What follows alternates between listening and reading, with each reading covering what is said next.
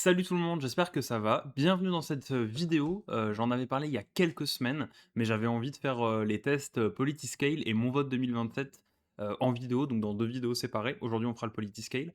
Voilà, pour pouvoir surtout ouvrir des débats, parce que finalement, l'objectif de ce genre de test, c'est d'apprendre à mieux se connaître et à mieux connaître sa pensée politique, philosophique, sociétale, etc. Voir avec quelle adéquation ça pourrait être, parce qu'on n'oublie pas que ce genre de site, c'est jamais neutre. Mais finalement, moi, ça va. Je pense à peu près savoir où je me situe. Bon, j'ai pas, on va dire, la science infuse sur tout le champ politique, tout ce que ça implique, y compris là-dessus, j'avoue que je suis pas du tout le plus, au fait, de certains termes, de certains courants de pensée. Moi, je j'ai appris et je vis la politique un peu différemment. C'est aussi parce que je me contente et je me contenterai toute ma vie à ce que mon investissement se limite, local, c'est-à-dire, maximum l'échelle communautaire. Donc en gros, le conseil communautaire, c'est, voilà, l'échelle maximum, de mon investissement. Parce que voilà, je considère que, ce qui a un un des trucs qui a le plus gros impact sur notre vie finalement, c'est une municipalité, les actions qu'elle met en place avec sa communauté de communes ou d'agglomérations, et le reste, c'est des grandes orientations qui ont aussi, hem une forte importance, mais qui doivent se discuter à des niveaux plus globaux. Et c'est pas moi ma vision, on va dire, d'un territoire, d'une nation et cetera, ou d'un État. La centralisation et on va dire, que certaines compétences clés soient entre les mains de l'État, c'est pas non plus nécessairement, ma vision des choses. Pour certaines choses oui, pour d'autres, non. Moi je donnerais, plus de pouvoir aux collectivités, si j'étais, le chef, le grand chef. Ce que je ne suis pas, bien heureusement. Et donc du coup, voilà, moi je me contenterai à l'échelle locale. J'ai pas, voilà, toute, la pensée. Alors ça veut pas dire que c'est pas, nécessaire, d'avoir cette pensée-là, c'est important. Ou même que parce que c'est une échelle locale, elle ne doit pas s'appliquer parce qu'en fait, une fois qu'on a une pensée politique, elle se décline en fait partout où on peut rencontrer de la politique, et on rencontre de la politique, à beaucoup d'endroits, une fois qu'on commence à s'en rendre compte. Voilà, ça n'empêche que c'est pas comme ça, en tout cas, que j'effectue mes actions. Donc voilà, donc c'est pas tant pour ça que je fais ces tests aujourd'hui. Ce pourquoi je fais ces tests aujourd'hui, c'est plutôt, bah, pour pouvoir, ouvrir des discussions, des débats, bah, c'est-à-dire prendre les questions, donner mon point de vue, peut-être, lancer des questions retours, lancer des voilà, des avis, des choses comme ça, et qu'on puisse ensuite ouvrir un débat, à la fois via l'espace commentaire et cetera, mais aussi si d'autres personnes, de n'importe quel, horizon politique d'ailleurs, voudraient se joindre un peu à cette initiative à l'échelle de Vichy, partager, en vidéo ou alors en screen photo, peu importe, les résultats de leurs tests, ou alors, les questions, qu'est-ce qu'ils ont répondu et cetera. Je trouve que ça peut être intéressant. Voilà. 2 petits trucs, j'en profite, pour dire d'abord que ce genre de site, je ne me suis pas plus renseigné sur la collecte des données. Polyscale, il me semble que c'est quand même un peu plus neutre, et je crois que mon vote 2027 en revanche, c'est un peu moins neutre. C'est pas ce qui m'intéresse, à titre personnel. Alors bien sûr, la cybersécurité, c'est un enjeu que pour moi qui est primordial, la collecte des données aussi. Dans ce cadre politique-là, je considère que c'est pas grave. Il faut faire attention aux jeux d'influence, hein, surtout sur ce genre de sites qui peuvent être tout à fait commandés par des divers organismes qui voudraient jouer le jeu d'influence. Donc attention aux résultats, à la tournure de certaines questions, et cetera.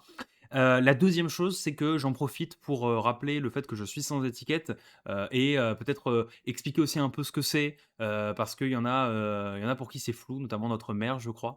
Non, je me moque gentiment, mais c'est vrai que c'est un peu concernant parfois de voir, l'appellation de notre liste, alors que la sienne elle-même, en fait, est touchée par, exactement le même cadre, en fait. Donc être sans étiquette ne veut pas dire être apolitique. On est engagé en politique dès lors qu'on a envie de l'être, et dès lors qu'on se sent prêt à militer, à participer à une campagne, à même questionner, les représentants politiques, c'est de la politique aussi. Être avec une étiquette, c'est-à-dire être représentant d'un courant, une idéologie qui est portée par un parti. Voilà, c'est ça, avoir une étiquette, et ce parti construit une pensée, construit une vision, construit un programme, et on en est un représentant à une échelle locale. Moi, je suis sans étiquette, pas, en tant qu'électeur, parce qu'en tant qu'électeur, j'ai, des proximités avec certains partis, certains courants et cetera. Mais en tant que représentant politique, je suis sans étiquette parce que, comme j'ai dit, vu que mon engagement s'arrête à l'échelle locale, il y a pas de politique locale où il faudrait genre un parti de la gauche vichysoise, mais c'est ni plus ni moins que l'Union des gauches gauche vichysoise, en fait. Et puisque donc il y a pas de partis locaux, et en plus de ça, aussi parce que je considère que à cette échelle-là, finalement, on se connaît, on est voisins, on vit dans des villes qui sont pas très grandes. Alors d'accord, 25 000 habitants, ça commence à chiffrer un peu, on peut pas connaître tout le monde, voilà. Mais il n'empêche qu'au partir du moment où on commence à s'investir, on fait un peu vite le tour, on rencontre des personnes et cetera. Et pour moi, le clivage politique de l'étiquette, ça n'existe pas vraiment dans une collectivité, ça ne doit en tout cas, ça ne devrait pas exister. Et d'ailleurs, ces municipales en sont le parfait exemple parce que, il y a eu aucune liste qui portait une seule étiquette. Hein, il y a eu une liste d'union d'extrême droite et c'est une liste qui a été étiquetée comme ça auprès de la préfecture. Donc ça veut dire que c'est aussi le nom qui a été, indiqué, quand le CERF a été rempli. Donc avec, il me semble, il y avait le Rassemblement national, donc mené par Grégory Chambon. Il y avait l'Union des droites, républicaines, je crois, avec Eleanor Bayle. Il y avait ensuite, des membres de Reconquête, le parti d'Éric Zemmour et des Patriotes, qui est, je crois, le parti de Florent Philippot et je crois que j'oublie aucun autre parti d'extrême droite.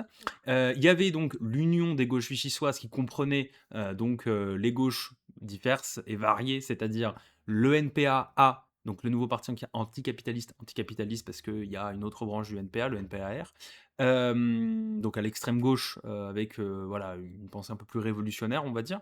Il y avait, la France insoumise, voilà, donc classé à l'extrême gauche, mais on sait le débat que ça a fait, chacun sa vision. À titre personnel, je ne considère pas que la France insoumise soit à l'extrême gauche.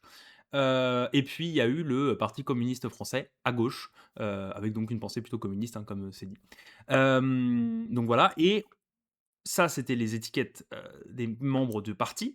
Il y a eu ensuite la liste donc, de la majorité, Vichy Passionnément, qui pour le coup est étiquetée auprès de la préfecture comme une liste, d'union des droites et c'est ce que je trouve très intéressant, c'est que dedans il y a, pas mal de membres du parti Les Républicains. Je ne sais pas s'il y a d'autres partis à l'intérieur, je ne crois pas, mais il y a aussi des gens sans étiquette et ce qu'il faut savoir, c'est que ce soit dans l'Union des gauches vichysoises, dans la droite unie pour Vichy, dans Vichy Passionnément, il y a des sans-étiquette et il y en a même beaucoup et c'est souvent la majorité des membres. Pourquoi? Parce qu'à l'échelle d'une collectivité, on va aller chercher des citoyens, on va aller chercher des gens actifs, des gens qui vont faire une campagne ou qui vont s'investir au niveau du conseil, en plus d'avoir une vie active. La politique, ça ne va pas être une carrière ou un métier pour eux, ça va être un investissement, un engagement.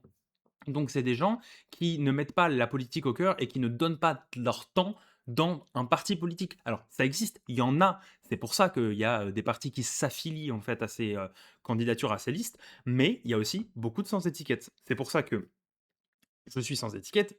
Pendant la campagne, j'ai mis partout où je pouvais 7e de liste sans étiquette.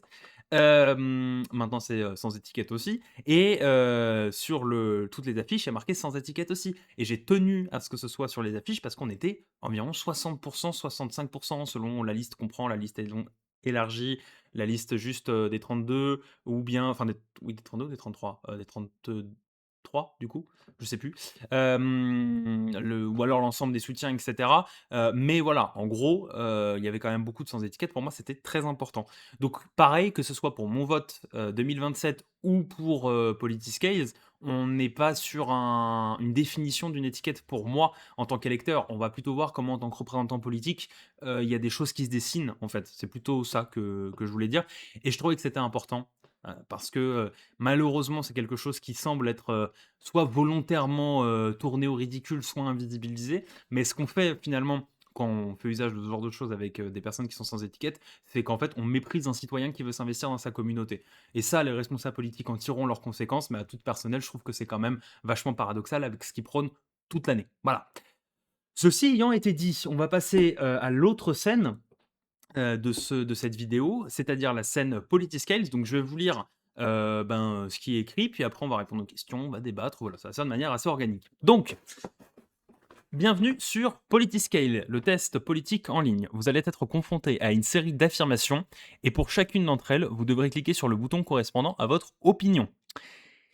Des points d'attention. Les questions partent du principe que vous êtes citoyen d'un pays ayant plusieurs partis politiques et une économie de marché. Ça, c'est très important à préciser. A priori, on remplit ces critères en France. Vous n'êtes jamais obligé de répondre à une question, mais si vous ne comprenez pas l'une d'entre elles, essayez d'inverser son sens pour comprendre ce qu'elle implique. D'accord, ok. Ce test essaie de représenter le plus large panel d'opinions et peut contenir des phrases choquantes, notamment concernant le racisme ou l'homosexualité. Bon, c'est plutôt attendu dans un test politique parce que malheureusement, c'est des sujets politiques. dès lors que, l'humain est, vu d'une certaine manière en société. Il me semble, on va voir ça, mais il me semble que, oui, c'est ça. Donc il y a 117 questions et il me semble que donc c'est ça, hein, les questions, c'est pas juste oui, sans avis ou non, c'est, un peu plus nuancé, pour essayer d'avoir quelque chose de plus nuancé. Moi, j'ai du mal avec les nuances, alors, dit comme ça, on me prend pour un autoritariste, mais j'ai du mal avec les nuances, dans ce genre de questionnaire parce que, des fois, j'ai des hésitations, puis parce que j'ai un fonctionnement, de mon cerveau par rapport à des troubles qui font que, c'est pas des choses évidentes pour moi, mais je vais essayer de faire mon mieux, par rapport à ça. Après, c'est pas hyper grave, hein, de toute façon. Donc, question 1 sur 117, transformer durablement les écosystèmes pour augmenter la qualité de vie des humains est légitime? Non, non, moi je suis plutôt pas d'accord, dans le sens où oui, d'office, biologiquement, par l'évolution, l'humain prend une place plus importante que les autres espèces sur terre. Donc vu que l'humain réfléchit, pense le confort et ce genre de choses, ça débouche forcément sur une modification de l'écosystème, comme par exemple raser une forêt pour installer une ville il y a 1000 ans ou ce genre de choses. Enfin voilà, ce genre de choses-là, hein, dont je parle. Maintenant, même si l'humain, par son intelligence, sa conscience de lui-même, a réussi à dominer les autres espèces de manière systémique, pas de manière individuelle, hein, domine pas toutes les espèces de manière individuelle. Il s'octroie le droit, et je parle d'espèces, mais il y a aussi la vie, simplement la vie, dans toutes ses formes. Il s'octroie le droit de modifier, l'ensemble de son écosystème pour que ça corresponde à ce qu'il a envie. Sauf que l'écosystème, il est organique pour correspondre à un équilibre, à une balance.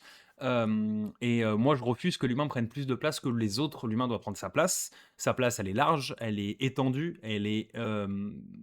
c'est la plus importante sur terre, mais ça ne doit pas prendre toute la place. Donc non, bien sûr que non, moi je suis pas d'accord avec ça. Je vais même dire que je suis absolument pas d'accord d'ailleurs, parce qu'il y a une différence entre s'aménager un espace dans le respect et s'aménager un espace dans l'excès, on va dire. L'euthanasie doit être autorisée. Oui, je suis absolument d'accord avec ça. Donc, par euthanasie, on entend. Alors, c'est une double question. Je ne sais pas si on entend l'euthanasie dans le sens le suicide assisté, ou si on entend l'euthanasie dans le sens. Et là, vous voyez, c'est peut-être un manque de culture, hein, dans le sens médical, c'est-à-dire quelqu'un qui souffre en état végétatif, est-ce qu'on l'euthanasie ou est-ce il a une sédation jusqu'à sa mort. Dans le sens médical, j'avoue que j'ai pas tout à fait d'avis là-dessus. Donc je vais pas me prononcer sur ce sujet. Moi, je vais le prendre sur le premier pan. Le premier pan, c'est-à-dire le suicide assisté, oui, moi je suis complètement pour. Ça va dans l'idée de disposer de son corps, de disposer de soi-même en fait, jusqu'au bout. Il y a aujourd'hui tout un tas de reportages, j'en ai regardé pas mal et je me suis renseigné sur la question, qui expliquent ça et la souffrance de certaines personnes. Il faut pas voir le suicide comme quelque chose qui leur permet d'échapper à une douleur. C'est quelque chose qui leur permet de clore un chapitre, c'est-à-dire celui d'une vie qui ne peut être vécue. Et je crois que personne n'est en capacité de dire à des gens qui ne peuvent pas vivre leur vie comme ils le voudraient, comme ils l'aimeraient, comme ils le souhaiteraient, ce pourquoi ils sont nés, non, continue à ne pas vivre ta vie et survis médicalement. Moi, je trouve pas ça sain et pour moi, c'est une décision qui est individuelle. Sur le modèle maintenant, c'est plus complexe, il y a différents modèles, mais sur l'idée, oui, je suis absolument d'accord. La fission nucléaire, quand elle est bien entretenue, est une bonne source d'énergie. Oui, moi je suis, bon, peut-être ça va pas plaire, mais moi je ne suis pas contre le nucléaire. Je sais que le nucléaire, alors déjà présente des risques. Oui, maintenant il faut, je pense, on va dire, segmentariser, l'importance du risque en correspondance avec les autres types d'énergie. Clairement, le nucléaire, c'est le plus dangereux et même si on l'augmente à l'échelle d'une population générale, le nucléaire fait partie des gros dangers que peut rencontrer une population, ça, c'est sûr.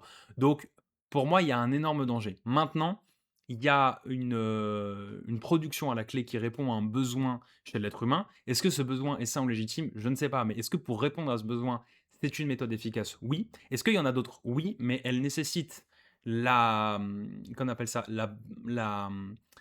Merde, j'ai oublié le terme, l'ensemble de plusieurs autres solutions alternatives. Je suis plutôt pour à terme ce système, mais en attendant de passer par le nucléaire, moi ça ne me dérange pas. Et il y a un truc qui est très important à la phrase, c'est quand elle est bien entretenue. Quand on ouvre un parc nucléaire, c'est important de le faire correctement, de le mettre à jour si possible, mais surtout Ou alors, si on le met pas à jour, ça aussi c'est une politique publique de se dire: «Ah bah là on pourrait passer à tel réacteur. Est-ce que c'est les milliards qu'il faut pour tel réacteur? On va pas plutôt faire en sorte de les rediriger vers une autre source d'énergie?»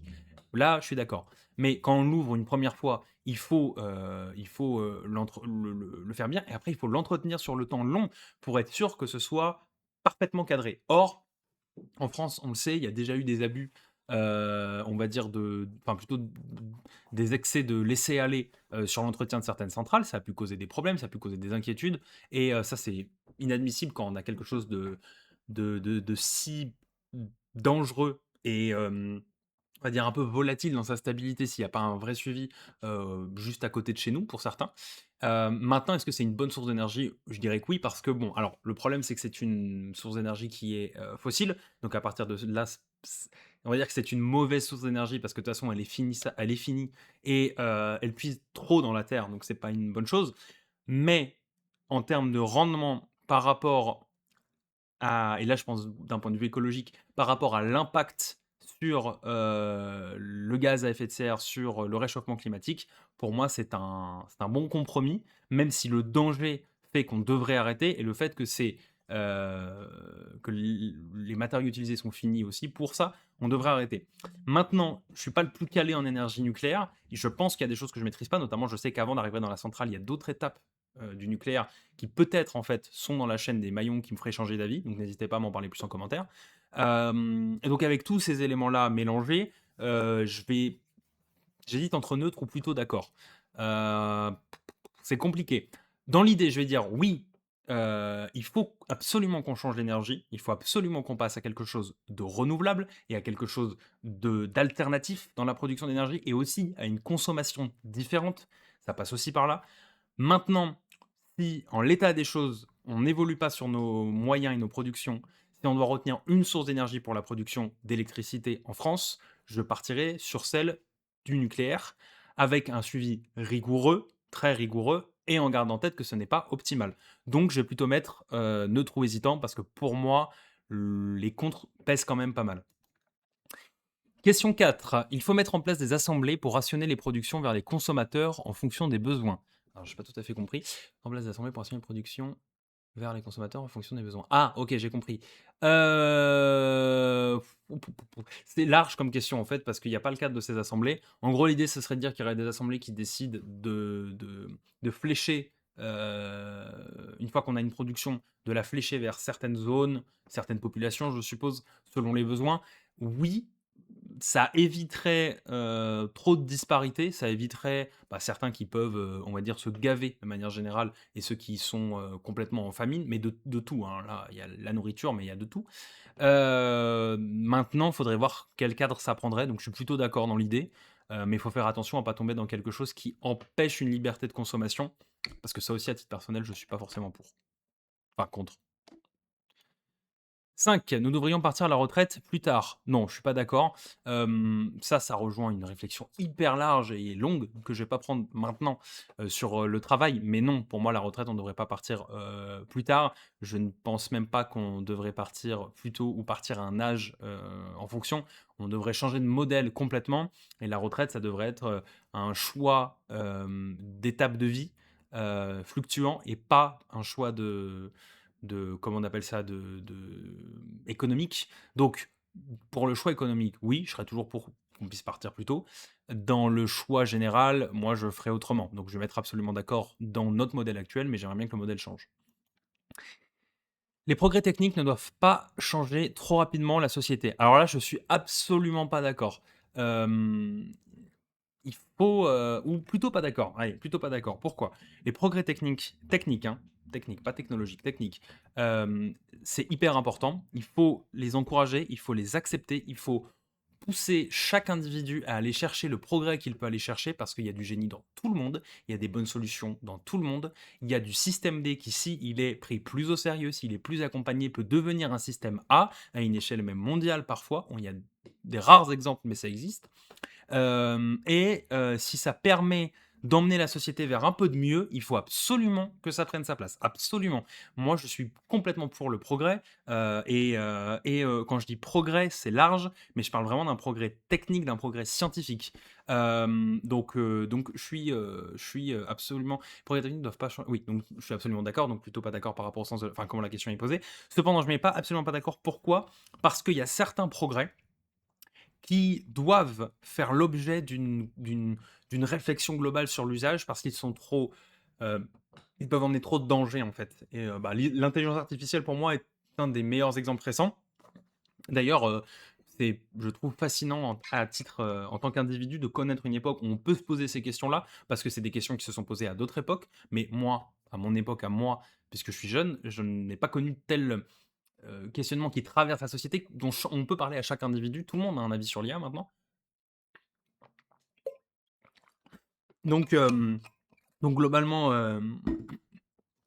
je suis donc d'accord pour le fait que ça puisse changer rapidement la société, mais attention sur certains sujets, il faut mettre un petit coup de frein et prendre plus de temps. Et pour d'autres, il faut y aller direct. Donc je vais mettre plutôt pas d'accord, mais globalement, voilà, je ne mettrai absolument pas d'accord si l'humain était raisonnable, on va dire.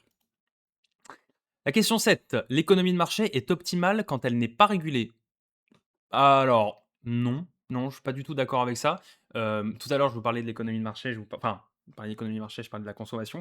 Moi, je suis pas contre la consommation, je suis pas contre la société de consommation non plus et alors attention, encore une fois, je vous dis, je n'ai pas toujours peut-être l'affiliation bonne avec tous les termes. Hem, je suis résolument contre une surconsommation et une surproduction. C'est-à-dire que je n'ai pas de problème à ce que quelqu'un décide de dire: «Voilà, moi j'habite telle ville, j'ai telle compétence, je peux produire telle chose, je peux embaucher telle personne pour produire ça». La personne fait ça, elle, calcule un coût réel de ce que ça lui coûte, une main-d'œuvre qui est satisfaisante pour une qualité de vie, et éventuellement une petite marge de trésorerie. Elle met en vente ses produits et les gens achètent au besoin.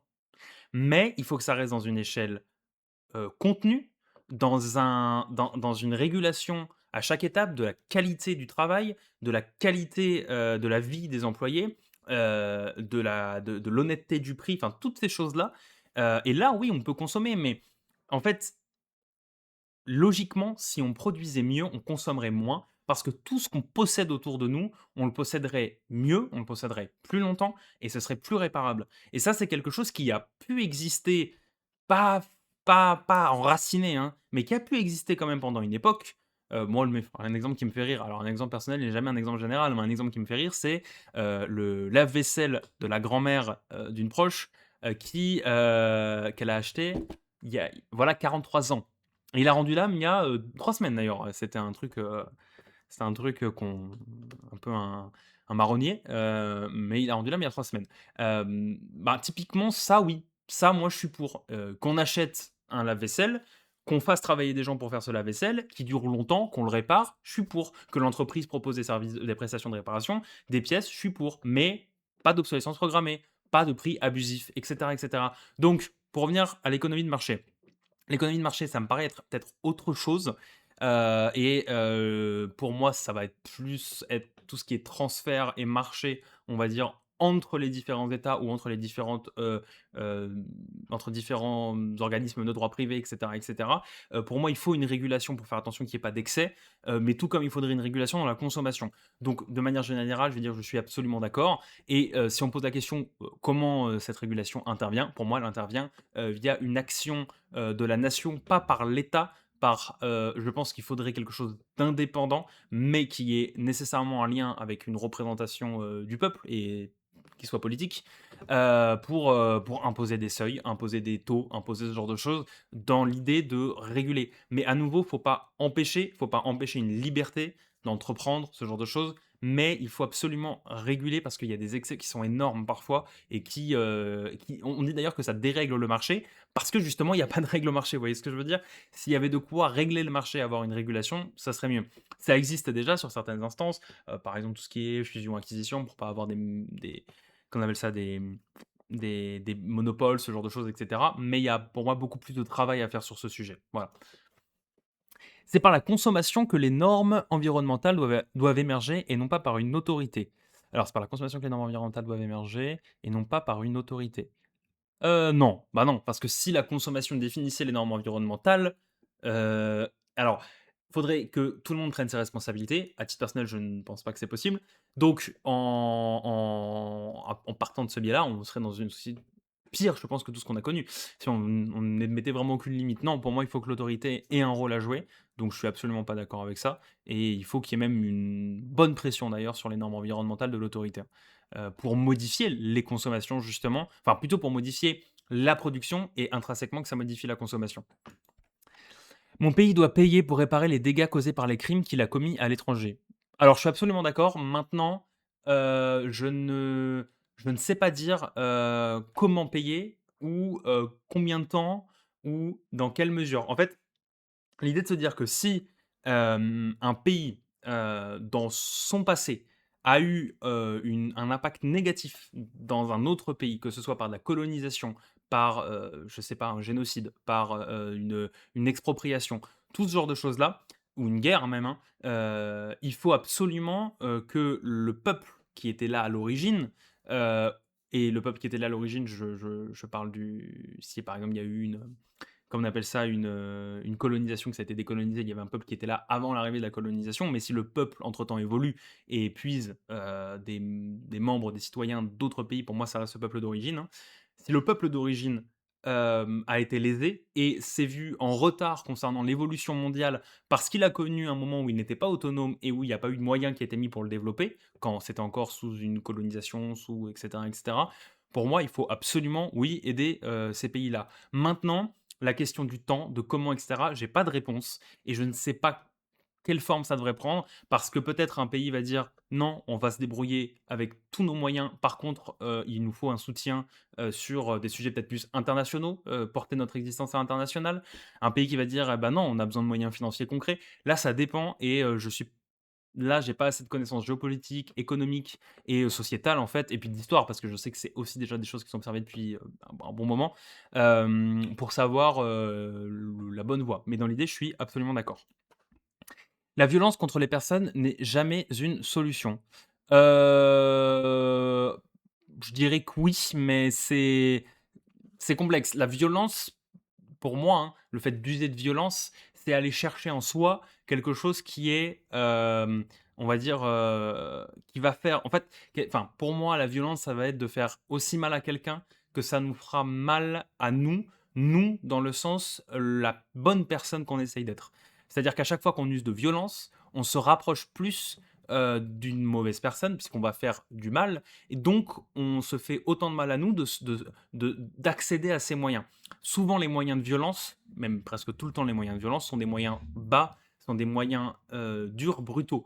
Donc il n'y a pas énormément de justification à une violence, on va dire, contre les personnes. Par contre, je ne suis pas contre une violence contre le système.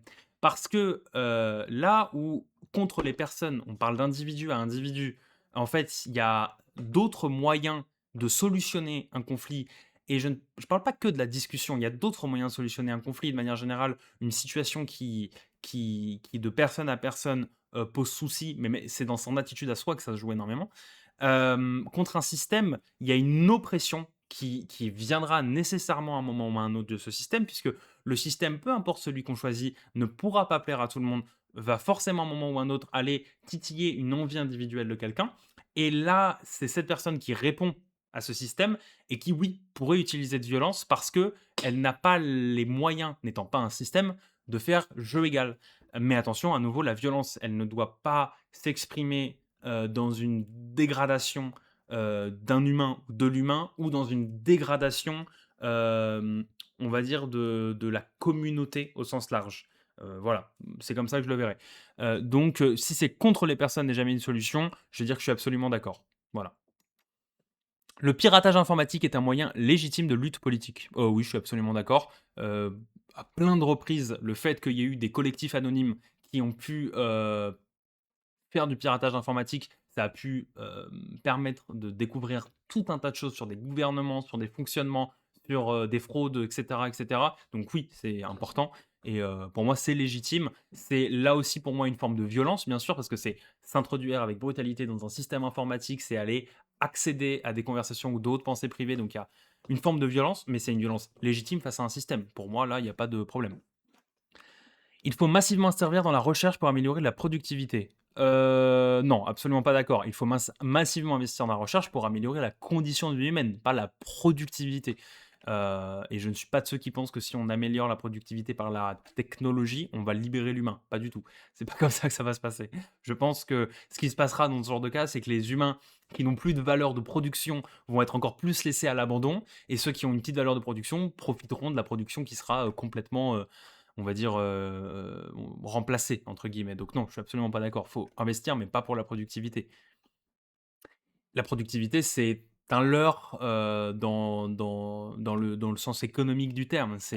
On n'est pas obligé d'être hyper productif, d'être surproductif. C'est ce que je disais tout à l'heure, une surproduction pour une surconsommation, une production pour une consommation. Donc pour moi, non. La recherche de son profit personnel est saine pour l'économie. Heu, c'est complexe. Qu'est-ce qu'on entend profit personnel? Une stabilité, individuelle, je dirais que oui, théoriquement, mais encore que non. Bah, je sais pas, je vais mettre neutre. Ou hésitant plutôt, enfin hésitant. Le temps de travail par semaine devrait être augmenté. Non, absolument pas d'accord. On a les capacités, sociétalement pour repenser tout le monde du travail. Au contraire, pour travailler moins, faire travailler plus de monde et casser ce rythme week-end, semaine et avoir quelque chose de beaucoup plus organique et vivant. Mais il faudrait pas que ce soit augmenté par personne.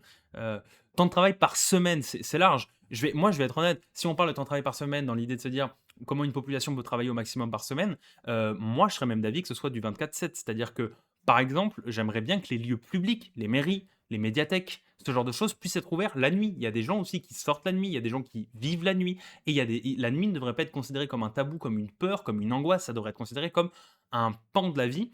Certes, l'humain est biologiquement fait pour dormir la nuit, mais il y en a qui ont des modes de vie différents, et ça ne se juge pas, ça se comprend.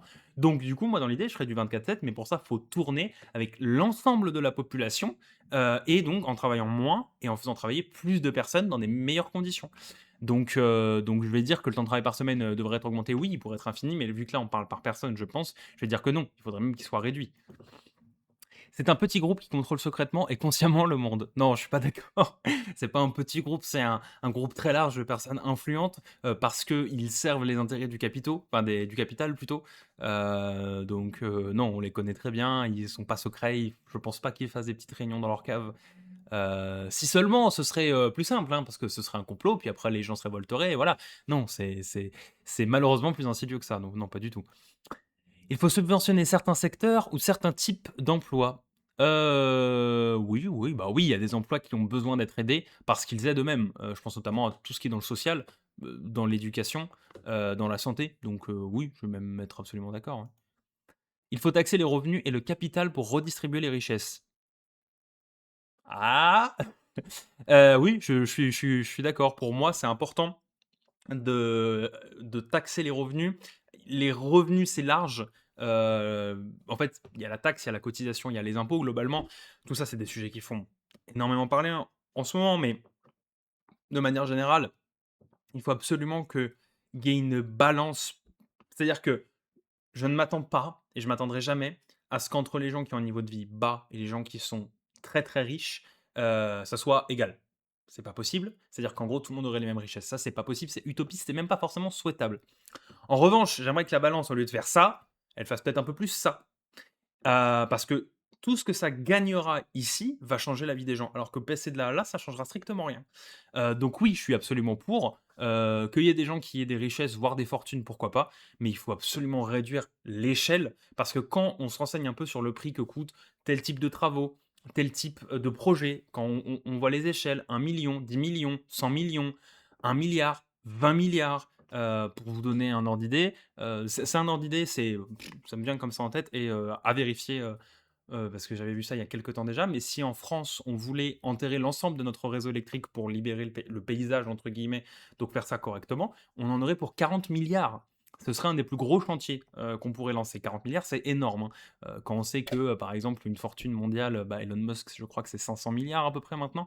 40 milliards, ça c'est énorme.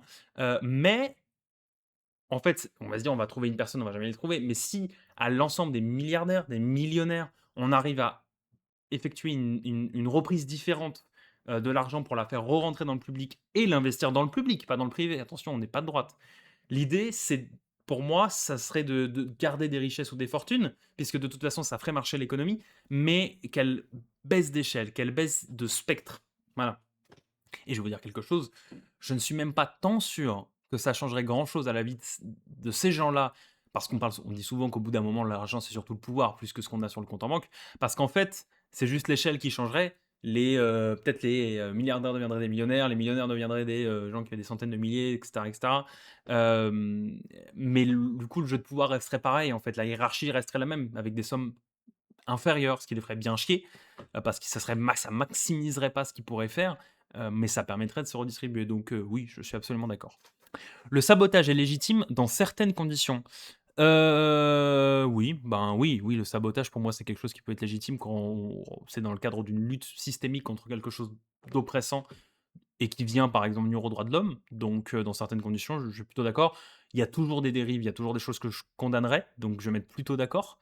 Mais de manière générale, si c'était toujours fait avec la meilleure, pour la meilleure cause et avec la meilleure volonté, et surtout en n'ayant pas d'impact sur l'humain individuel, oui, pourquoi pas. Le transhumanisme sera bénéfique car il nous permettra d'améliorer nos capacités. Non, je veux dire, je suis plutôt pas d'accord parce que le transhumanisme, pour moi, c'est un sujet compliqué. S'il y a un bénéfice médical, pourquoi pas? Et encore, c'est une vision de dire que quelqu'un serait performant s'il arrive à acquérir les compétences qu'il n'a pas à cause d'un handicap ou d'un accident. Donc si ça peut aider des personnes individuellement à se sentir mieux, oui, mais il faudrait pas que la société dise: «Oh bah maintenant on va équiper tous les sourds, on va équiper tous les aveugles pour qu'ils voient et qu'ils entendent, comme ça ils pourront être productifs», ça ce serait horrible. Maintenant, c'est pas bénéfique, ça nous permet d'augmenter nos capacités parce que si nos capacités augmentent en tant qu'humains, on va encore plus entrer dans une logique de domination, les uns avec les autres, ceux qui seront équipés, ceux qui ne seront pas équipés, et en plus avec les autres espèces à nouveau.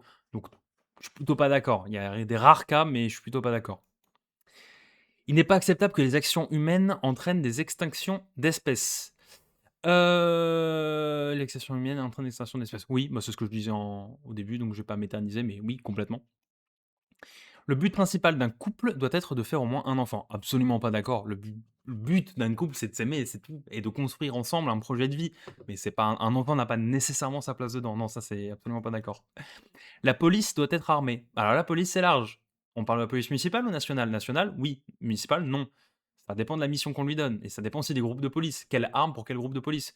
Donc là, je vais mettre neutre. Il faut toujours militer dans le strict respect de la loi. Non, pas forcément. Des fois, comme j'ai dit, il faut pouvoir faire usage de la violence envers le système, donc plutôt pas d'accord, en fait, ça va dépendre. À nouveau, il y a des excès, c'est pour ça que je mets plutôt pas d'accord, mais non. Les citoyens doivent être prioritaires par rapport aux étrangers. Non, pas absolument pas d'accord. Un citoyen, c'est quelqu'un qui s'investit dans sa communauté, dans le sens, ça peut être un citoyen de la ville, dans sa ville, de son quartier, de son pays. Donc pour moi, non. Un citoyen, il y a pas un ordre de priorité entre l'étranger ou celui qui est né sur place, enfin, quoi que ça veuille dire d'ailleurs. Non, je suis pas d'accord avec ça. Ce qu'il faut regarder, c'est la capacité qu'on a à pouvoir correctement mélanger les peuples et leur faire construire une culture unique qui répond toujours à l'idée d'un État, et à parfois préserver une culture, parfois laisser tomber d'autres choses et parfois ajouter des choses. Et malheureusement, je trouve que quand on accueille en séparant, en catégorisant. C'est de la xénophobie et du racisme parfois, mais c'est aussi juste institutionnel quand on voit les conditions d'accueil. Et là-dessus, bah non, moi je suis pas pour. Mais si on le fait avec un vrai mélange, oui, je suis citoyen de priorité. Donc non, je suis absolument pas d'accord, du coup, excusez-moi.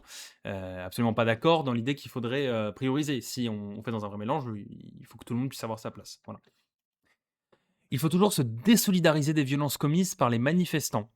En fait, je vais mettre neutre parce que pour moi, c'est pas une question de se solidariser avec: «Oh, il a agressé tel policier, il a cassé, telle, statue» ou alors: «Oh, il a cassé» non, en fait, c'est on manifeste pour une cause commune.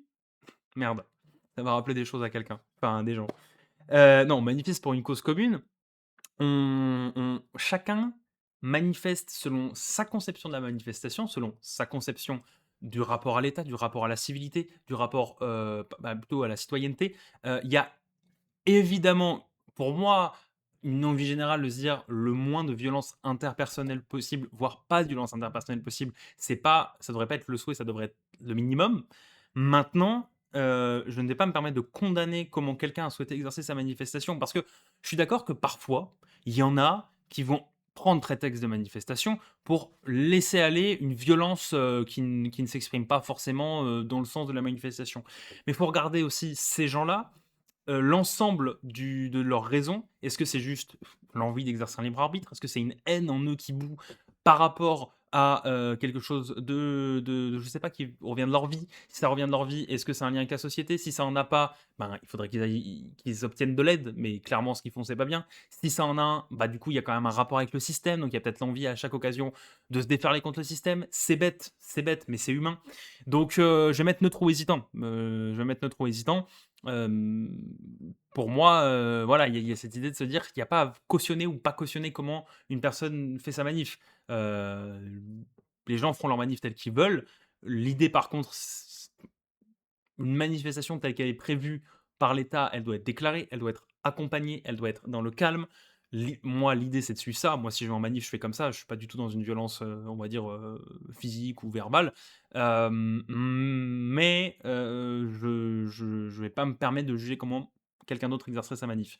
Cependant Cependant, je jugerai sans conteste les violences policières parce que là, les gens vont me dire: «Ouais, mais attends, t'es sérieux? Si tu acceptes que quelqu'un pète une vitrine, si tu acceptes que machin et cetera». OK, d'accord, très bien. J'ai pas dit que j'acceptais déjà, j'ai dit que je ne jugeais pas, mais c'est surtout en fait, non, parce que le cadre tel qu'il est prévu par l'État, on ne parle pas de la liberté individuelle ou de libre arbitre là, on parle de cadre prévu par l'État.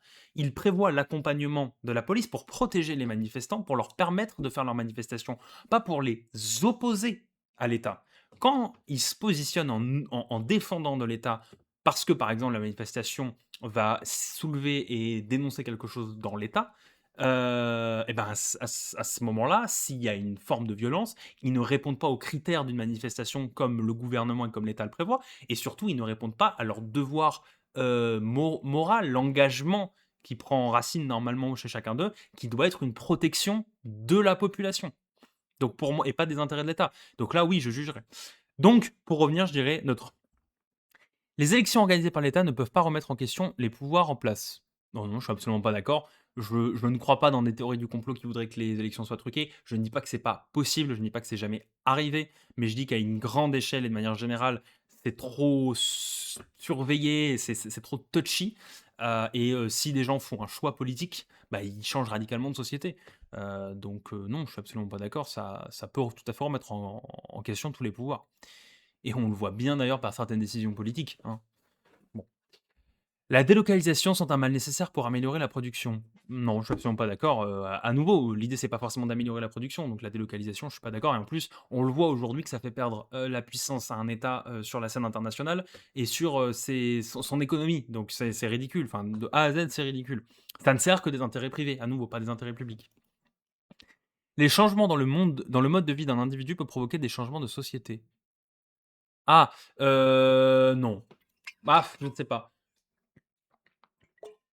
Je suis quelqu'un qui est, assez naturellement mais très pessimiste, en ce qui concerne, l'action du groupe. C'est-à-dire, qu'en gros une manifestation pourrait porter ses fruits, qu'en gros, une lutte pourrait porter ses fruits ou quoi que ce soit. Ou même juste de se dire qu'un changement de vie, donc par exemple l'écologie c'est le meilleur exemple, hein, mais te dire, «Oh ben j'arrête d'acheter ça, j'arrête de faire ça» et cetera, puisse porter ses fruits sur l'ensemble de la société dans son fonctionnement. Moi j'en suis c'est pas comme ça que je visualise les choses, je suis assez pessimiste. Je crois pas beaucoup en l'humain pour, on va dire, hem, s'inscrire dans un changement organique avec tous les autres humains.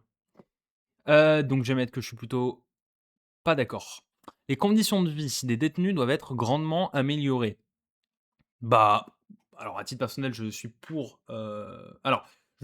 l'incarcération, je suis pas forcément pour, la prison dans tout ce qu'elle fait, dans tout ce q enfin d'ailleurs je suis contre beaucoup de choses dans la prison, mais je suis pas contre l'incarcération. Allez, je reprends parce que, j'ai dû aller dire bonjour. Alors je sais plus exactement où est-ce que j'en étais, mais je pense que j'en étais à, du coup, concrètement les conditions de vie. Donc là, on parle de la vie quotidienne d'un détenu et si c'est ça, oui, je pense que oui, en tout, en termes de santé, en termes d'inclusion citoyenne par rapport aux actes citoyens, en termes de, juste de nourriture, de sport, enfin toutes ces genres de choses. Simplement, la vie en tant que vie biologique et là maintenant tout ce qui est santé mentale, pour moi c'est très souvent lié, les 2 sont importants, mais dans le cadre spécifique de l'incarcération, pour moi la santé mentale est d'office dégradée parce que s'il y a eu une incarcération, c'est qu'il y a eu un problème. Donc ça doit être traité, mais ça doit être encore à part dans d'autres missions d'incarcération et là, c'est pas la question. Les conditions de vie, pour moi, on va vraiment être sur l'aspect biologique et santé physique et si c'est ça, oui, il faut absolument que ce soit, amélioré.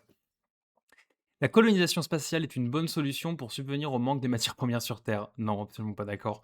C'est un on va dire, c'est une lubie quoi de dire: «Hop, on a fini ici, on va aller prendre ailleurs. Ah, il y a plus ailleurs, on va aller ailleurs». En fait, tous ceux qui peuvent suivre, suivront et ceux qui peuvent pas suivre, ils resteront et non, bah, non, il faut changer les moyens enfin, faut changer les modes de production, il faut changer la production en elle-même, ce qu'on produit aussi sur certains aspects donc oui, non, je suis absolument pas d'accord. Les sciences, même la physique ou la biologie, ne sont pas absolues et sont conditionnées par notre société. Ouah, c'est compliqué. Alors, pas absolu, oui, mais la science pour moi, ne se veut pas comme absolue puisque le plus haut niveau, on va dire qu'on appelle ça? De preuve en science, il me semble que c'est la théorie, je crois. La théorie ou c'est un autre nom? Je sais plus, corrigez-moi si je me trompe, mais en tout cas, il y a jamais un fait qui est sûr à 100 science parce qu'il peut toujours être démontré même, 300 ans plus tard. Enfin, «démonté» entre guillemets. Maintenant, il y en a certains qui probablement ne seront jamais démontés et on va pas attendre que ce soit démonté pour, essayer de construire quelque chose autour de ça, sachant que déjà pour arriver à ce stade de théorie, il y a énormément de travail scientifique. Donc l'absolution, pour moi, elle s'en vante pas.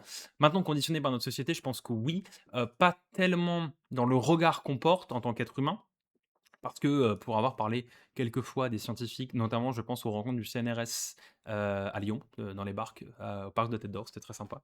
Le scientifique, il s'intéresse quand même à presque tout et il a envie de découvrir énormément de choses. Maintenant, c'est les moyens qui lui est alloués qui déterminent ce qu'il découvrira ou non, en tout cas ce qu'il recherchera plutôt et là-dessus, oui, c'est conditionné, ça c'est sûr et un État qui finance pas la science ou peu la science, c'est un État qui pour moi va droit dans le mur. Comme j'ai dit tout à l'heure, le progrès technique, la science, c'est hyper important dans une société. C'est aussi un vecteur de sociabilisation et un moyen de faire vivre les humains entre eux. Donc non, je suis pas d'accord qu'un État laisse ça de côté. Et donc si on dit que c'est conditionné, oui, je veux dire que je suis absolument d'accord sur le fait que c'est conditionné. Pas forcément absolu, parce que c'est pas comme si c'était dit, mais oui, conditionné, je suis d'accord. Du coup, je vais mettre plutôt d'accord du coup. Dans certaines conditions, la peine de mort est justifiée. Complexe comme sujet, la peine de mort, c'est un vrai sujet complexe. En fait, on a, je pense, tous envie, on co pas forcément tous, mais beaucoup de gens connaîtraient quelqu'un où ils auraient aimé le voir passer par la peine de mort si possible. Mais quand on prend le sujet de manière plus globale dans, on va dire, l'ensemble des cas, si on prend le même cas et qu'on l'applique à quelqu'un d'autre, là, c'est toujours différent. Hem Moi, je serais plutôt pour, alors c'est assez radical, hein, mais un exil et on va dire une séparation selon les peines faites, de certaines personnes. Je pense principalement aux crimes sexuels, hein, et aux crimes sexuels principalement sur les enfants d'ailleurs, plutôt qu'à une peine de mort. C'est-à-dire d'exécuter la personne. Maintenant, de manière générale, je peux pas dire, à titre personnel, tout ce qui relève, de la perversité narcissique, de la toxicité et des manipulations qu'on peut avoir, à titre personnel, je serais pour une peine de mort dans ces cas-là. Mais je vais pas dire que politiquement c'est quelque chose que je défendrais. Donc, dans certaines conditions, la peine de mort est justifiée. Je veux dire que je suis plutôt pas d'accord. Les licenciements doivent être interdits sauf dans des cas justifiés. Heu, Bah, je veux dire, j'ai déjà l'impression que ce soit le cas. On va me taper dessus. Non, bien sûr que non, c'est pas le cas. Mais oui, oui, je veux dire que je suis plutôt d'accord du coup. Oui, pour moi, bien sûr, s'il y a certains types de fautes, et je parle pas forcément des retards ou des absences, mais s'il y a des types de fautes, ça peut justifier. Dans certains cas, ça peut être justifié aussi, mais ça devrait plus être l'exception qu'une règle comme une autre, on va dire. Donc je veux dire que je suis plutôt d'accord. Il faut mettre en place une monarchie afin de fédérer le peuple et préserver notre souveraineté. Non, non, l'image du roi, les célébrations royales et cetera, c'est mimi, c'est voilà, mais derrière, il y a toute une réalité historique et comment on appelle ça? Un passé monarchique, des ce qui impacte la vie de millions de personnes. Je pense au Commonwealth, là, mais il y a pas que eux, qui n pour moi ne méritent pas d'être institutionnalisés. On s'en est défait pour passer dans une république, pour moi, c'est mieux.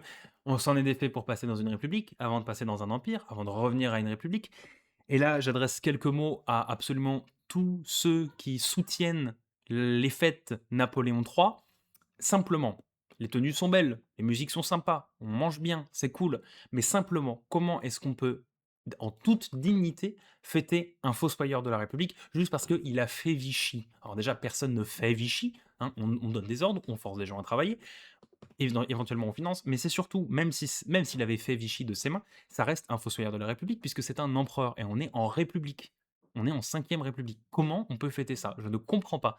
Et moi, je m'oppose complètement à l'idée de se dire que je ne m'oppose pas au fait Napoléon III, chacun fait ce qu'il veut, mais je m'oppose à l'idée qu'il y ait une représentation de l'officialité au fait Napoléon III. D'ailleurs, ce qui me fait rire, c'est que notre maire, M. Aguilera, il est quand même, euh, quand on regarde son fil de Vichy, communauté Vichy, etc., dans pas mal de représentations, d'inauguration, il porte pas l'écharpe. J'ai remarqué ça. La loi porte l'écharpe, Saint-Pin porte l'écharpe, mais lui, il porte pas l'écharpe. Bon, bah, pourquoi pas. Et il fallait qu'il porte l'écharpe pour s'habiller en maire de l'époque et faire la révérence au double de Napoléon III. Sérieusement, ça me rend dingue. Moi, ça me rend dingue. Bref. Donc, absolument pas d'accord, du coup. Il faut supprimer le mariage. Non. Non, il faut pas supprimer le mariage, mais il faut permettre d'autres types d'unions légales. Voilà, c'est plutôt ce que je dirais. Parce que le mariage, ça peut être considéré comme une étape pour certains de manière saine, et ça peut être considéré comme une étape de manière malsaine, mais je considère pas que le mariage soit un ancrage sociétal. Attention, ça en est pour certains, et il faut lutter contre ça, mais c'est pas le fait de se marier qui est problématique, c'est comment le mariage est vu. Donc non, je suis pas d'accord, je suis plutôt pas d'accord. Les aides sociales dissuadent de travailler. Non, bah non, absolument pas d'accord. Quand on en arrive à devoir toucher des aides sociales, on en arrive, logiquement à devoir réduire son niveau de vie, et on constate qu'on vit sur la même planète que d'autres, tout en ne pouvant faire que 1 ou 2 de ce que tous les autres peuvent faire. Et ça, c'est encore quand on peut vivre en société avec un minimum de dignité, hein. Le niveau de vie aujourd'hui, il est de plus en plus compliqué pour les gens qui travaillent. S'il y en a sincèrement qui pensent qu'avec des aides sociales, il y en a qui ne travaillent pas et ça leur suffit, je vous invite quand même à regarder le montant des aides sociales, à regarder les conditions d'attribution des aides sociales. On parle de la prime d'activité, on parle des APL, c'est bien, mais il y en a d'autres, il y en a plein d'autres, et vous verrez à quel point pour chaque aide sociale qui est censée répondre à un besoin, il y a un obstacle important. Et moi-même, j'ai été en contact et je suis en contact avec tous ces sujets-là, de par des proches qui travaillent là-dedans, de par moi-même des situations particulières que j'ai pu vivre, et cetera.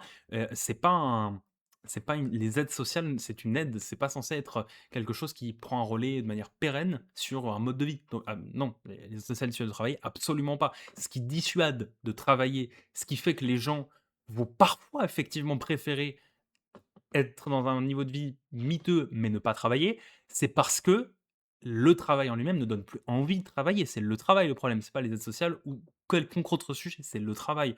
C'est la place du travail dans la vie personnelle, c'est, l'équilibre donc pro perso, c'est les conditions de travail, c'est la rémunération, c'est toutes ces choses-là. Donc, non, absolument pas d'accord. On ne naît pas femme, on le devient. Ou alors, oui, concrètement, je dirais que oui, dans le sens où malheureusement, la naissance d'un homme biologique ou d'une femme biologique, à la naissance, je veux dire, n'est pas indifférente dans le parcours de vie que la personne aura. Heu, c'est pas juste un fait, technique, c'est, toute une construction sociétale. Par conséquent, se réapproprier le rôle de femme, c'est quelque chose qui est nécessaire, là où un homme pas n'a pas à réapproprier son rôle d'homme. Si on le voit dans l'idée de se dire de déconstruire une vision, d'en construire une autre plus humaine quoi, tout simplement, plus humaniste, mais c'est pas nécessaire pour qu'un homme puisse être heureux, on va dire, parce que s'il veut jouir de son statut d'homme pour en avoir rien à foutre, ça sera beaucoup plus simple pour lui. Heureusement que les temps changent. Heureusement que c'est plus compliqué maintenant, mais ça reste infiniment plus facile de naître homme et de ne jamais repenser ce statut que de naître femme et de se dire: «Putain, tout ce que je vis là, c'est juste parce que je suis une femme». Donc oui, on ne naît pas femme, on le devient complètement et d'ailleurs, on ne naît pas femme, on le devient. Pour moi, ça a aussi un lien avec la transsexualité et ce qui touche aussi, aux personnes transgenres et moi, je suis complètement enfin, c'est quelque chose évidemment dont je suis pour, hein. Enfin pas pour les transgenres ou transsexuels, mais pour qu'ils puissent, jouir, en toute liberté de leur identité de genre et choisir et ça vient aussi de là, c'est-à-dire, quand on fait un choix, enfin d'ailleurs, quand on fait un choix, quand on fait le choix d'assumer une part de nous qui serait féminine et donc de décider qu'on change de genre, et parfois même de sexe, ça c'est pas obligatoire quand on change de genre et c'est pas forcément corrélé d'ailleurs, on devient femme, mais on devient femme aussi avec tout ce que ça implique. Et c'est quelque chose d'ailleurs qui pour moi, bah, détruit complètement tous les arguments transphobes, qui est de dire, en gros, vous méprisez des gens qui, font le choix de s'assumer comme étant des femmes, comme est-ce qu'elles se ressentent au fond d'elles, hem, comme si c'était un choix, pour se entre guillemets «pour se faire voir» ou un choix de décadence, alors que en assumant être femme, on assume certes une partie de nous-mêmes, mais on assume aussi tout le regard que ça va apporter, à la fois en étant femme comme, toutes les autres femmes, mais aussi en étant femme transgenre parce que ou trans, ou non, juste transgenre, parce que on va aussi avoir un regard spécifique par rapport à ça et parfois même, et ça c'est le plus dommage, d'autres femmes. Donc non, on n'est pas femme, on le devient complètement d'accord, ça c'est sûr et c'est pas un enfin bref, je vais pas m'étendre là-dessus, mais je trouve ça lunaire, tous ces arguments-là et il y en a plein d'autres, hein, dans la transphobie, mais ces arguments-là principalement, c'est bref, peu importe, mais je trouve ça lunaire, quoi. Il est légitime pour un pays d'intervenir militairement à l'étranger pour défendre ses intérêts économiques. Non. Il est pas légitime pour un pays d'intervenir militairement à l'étranger, ça n'a aucun sens.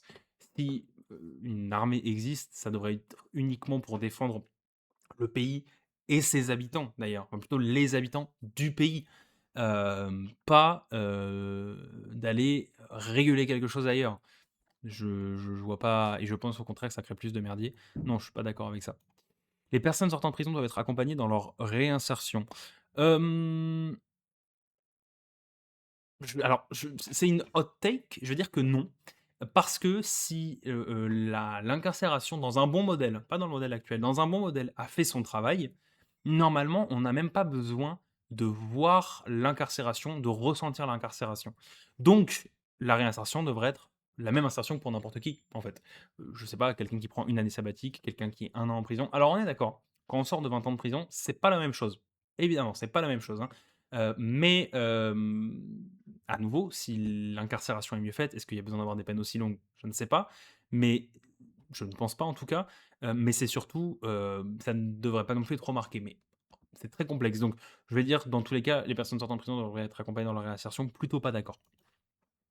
Personne n'est prédisposé à la criminalité par sa nature. Heu Oui, d'office, oui, personne n'est prédisposé à la criminalité par sa nature. Après la criminalité, c'est le fait d'être perçu comme un criminel aux yeux d'une justice. Donc pour moi, il y a quand même des personnes qui vont faire des actes, parce qu'elles auront des, problèmes, on va dire, psychiques, psychologiques, psychiatriques, qui peuvent les emmener à devenir criminels au lieu de la nature, sans elles-mêmes être des personnes qui souhaitent être criminelles. Et là, on peut considérer que c'est une forme de prédisposition, mais c'est dans des cas qui sont extrêmement rares et généralement, si on met ces personnes dans les meilleures conditions, ça n'arrive pas. Donc je vais dire que je suis absolument pas d'accord avec ça. Et en plus, je vois le sous-texte un peu raciste, je dis pas que ceux qui ont fait cette question sont racistes, hein, mais que ça sera amené de dire que oui, il y a des gens, s'ils naissent dans tel pays avec tel type de parents, vous allez voir, ça c'est pas vrai, c'est une condition sociétale qui détermine une criminalité. D'ailleurs, c'est presque souvent tout le temps la précarité qui détermine une criminalité. Donc faut plutôt se poser la question, pourquoi il y aurait des ethnies ou des, types de populations qui seraient plus touchés par la précarité que d'autres? Et à ce moment-là, si on réfléchit dans ce sens-là, normalement, il y a plus du tout de précarité, donc normalement, il y a plus de criminalité et dans les 2 sens, hein.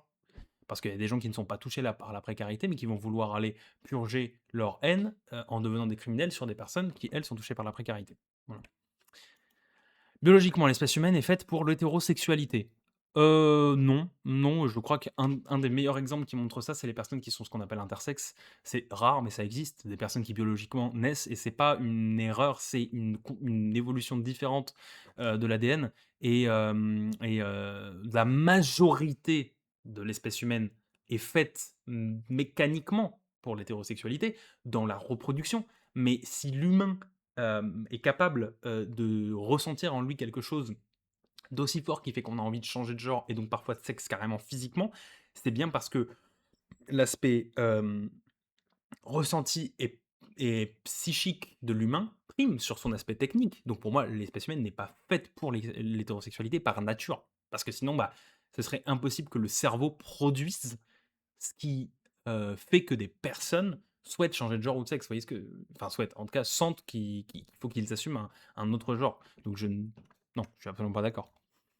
L'énergie et les infrastructures de transport doivent être publiques. Oui, absolument, absolument d'accord. C'est les, pour moi, c'est le b.a-ba d'une indépendance d'une souveraineté dans le sens appartenance aux citoyens, une souveraineté citoyenne en quelque sorte. Donc oui, absolument d'accord. Et en plus, l'énergie, il y a un enjeu stratégique d'autonomie. Et pour moi, si chaque État est autonome, il y aurait vachement moins de problèmes. Donc oui, absolument d'accord. Les personnes transgenres ne seront jamais vraiment du genre qu'elles veulent atteindre. Non, je suis pas d'accord. Le genre, c'est une identité, qu'on s'étiquette, soit on s'étiquette, heu, de sexe masculin, de genre masculin, soit on s'étiquette de sexe masculin, de genre féminin. Le genre représente ce qu'on est dans notre psyché. Le sexe représente ce qu'on est dans notre technique, sauf que je l'ai dit, la psyché, c'est le résultat du cerveau, c'est aussi de la technique en soi. Donc ça doit primer. Donc pour moi, si on décide, d'assumer un genre, on est ce genre. Maintenant, oui, techniquement, on n'est pas toujours le sexe qui est du même nom que le genre. Là, ça dépend des gens s'ils souhaitent se faire opérer ou pas, ou quelles opérations sont possibles ou quoi que ce soit. Et encore que, ça reste une modification de l'état initial. Alors est-ce que c'est atteindre un autre état? Je ne sais pas, mais c'est pas ça qui compte. Ce qui compte, c'est comment on se définit. Donc les personnes transgenres ne sont jamais vraiment le genre qu'elles veulent atteindre. Absolument pas d'accord. Les banques doivent rester privées. Absolument pas d'accord. Les banques, c'est stratégiquement quelque chose d'hyper important d'un point de vue économie. C'est hyper important qu'il y ait une nationalisation, pour pouvoir, avoir comment on appelle ça? On va dire un rapport plus équilibré entre les citoyens et les banques. Parce que malheureusement, il y a un gros problème de ce côté-là. Puis les investissements que peuvent faire des banques de manière privée avec de l'argent d'épargne française, dans notre cas, mais des citoyens de manière générale, vont parfois à l'encontre des intérêts du pays et des intérêts des mêmes personnes. Donc non, je suis absolument pas d'accord avec ça. Toute tradition doit pouvoir être remise en question. Oui, oui, je suis d'accord, toute tradition doit pouvoir être remise en question. Après, il y en a qu'on garde, il y en a qu'on gardera pas. Ça dépendra des mœurs, mais tout doit pouvoir être remis en question parce qu'une tradition ne doit jamais primer sur un intellect. Voilà, c'est pas juste: «Oh mais c'est bon, c'est la tradition, on n'y pense pas». Bah si, il faut quand même y penser un petit peu quand même. Parce qu'une tradition, c'est un truc qu'on fait pour se faire plaisir, qui a un sens symbolique, mais il faut aussi voir quel rapport ça a avec la société d'aujourd'hui. Je vais pas condamner des gens qui avaient telle tradition il y a 100 ans. Ça dépend desquels, hein, mais il y a 100 ans. Si aujourd'hui la tradition existe encore alors que ça n'a plus de sens, non, c'est trop bizarre. Coucou la corrida. Toute tradition doit pouvoir être remise en question, absolument d'accord. Les valeurs de mon pays sont supérieures à celles des autres. Liberté, égalité, fraternité, non. Non, je trouve pas que c'est des bonnes valeurs, mais il y a des meilleures valeurs, il y a des pays qui ont des meilleures devises et je trouve pas qu'il y ait une supériorité dans les valeurs, de la France. Alors après, est-ce qu'il y a un pays qui a des meilleures valeurs? Non, je pense pas. Est-ce qu'il y a des pays qui ont des meilleures valeurs? Peut-être, j'en aurais plusieurs. Est-ce qu'il y a des pays qui ont des valeurs qui ont l'air moins bien? Mais là, pareil, on parle de l'État et du gouvernement, ça ne veut rien dire des populations et est-ce que les populations ont des valeurs? Je suis pas sûr. Donc non, je vais dire plutôt pas d'accord avec cette phrase, hein. Une bonne politique, c'est une politique pragmatique et sans idéologie. Non, parce que là, on parle de politique technique et la politique technique, c'est super, mais il y a un moment ou un autre où il faut assumer une idéologie pour emmener de la technique. À un moment ou à un autre, la politique technique, elle sait plus rien faire. C'est pour ça que quand on parle de gouvernement technique, on parle de gouvernement temporaire. Personne ne dit qu'un gouvernement technique doit rester tout un quinquennat. C'est bien un gouvernement technique, hein, mais ça ne prend aucune décision, ça ne s'engage en rien, ça ne fait aucun choix. Donc ça laisse aller à des dérives, ça entretient des mauvaises façons de faire et ça ne propose pas d'alternative parce que ça n'a pas d'idéologie. Donc non, c'est pas une politique problématique sans idéologie. Pour moi, une bonne politique, c'est une politique qui est engagée. Donc je veux dire que je suis plutôt pas d'accord. L'insurrection est nécessaire pour transformer la société en profondeur. Non, je suis pas d'accord. Je pense qu'il y a d'autres moyens de changer la société en profondeur et qu'il ne faut pas attendre une insurrection magique pour ça. Au contraire, il faut s'engager avant. Donc non, plutôt pas d'accord.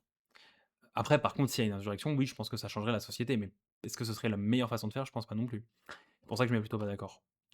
Il est important d'encourager une agriculture qui maintienne une biodiversité alimentaire, même si son rendement est inférieur. Absolument d'accord, c'est ce que je vous disais plus tôt sur la production, et cetera. Je vais pas me répéter, mais absolument d'accord. Surtout que là, en plus, on parle de l'alimentaire, on parle de la vie, donc c'est encore plus important de respecter ça. Donc oui, évidemment.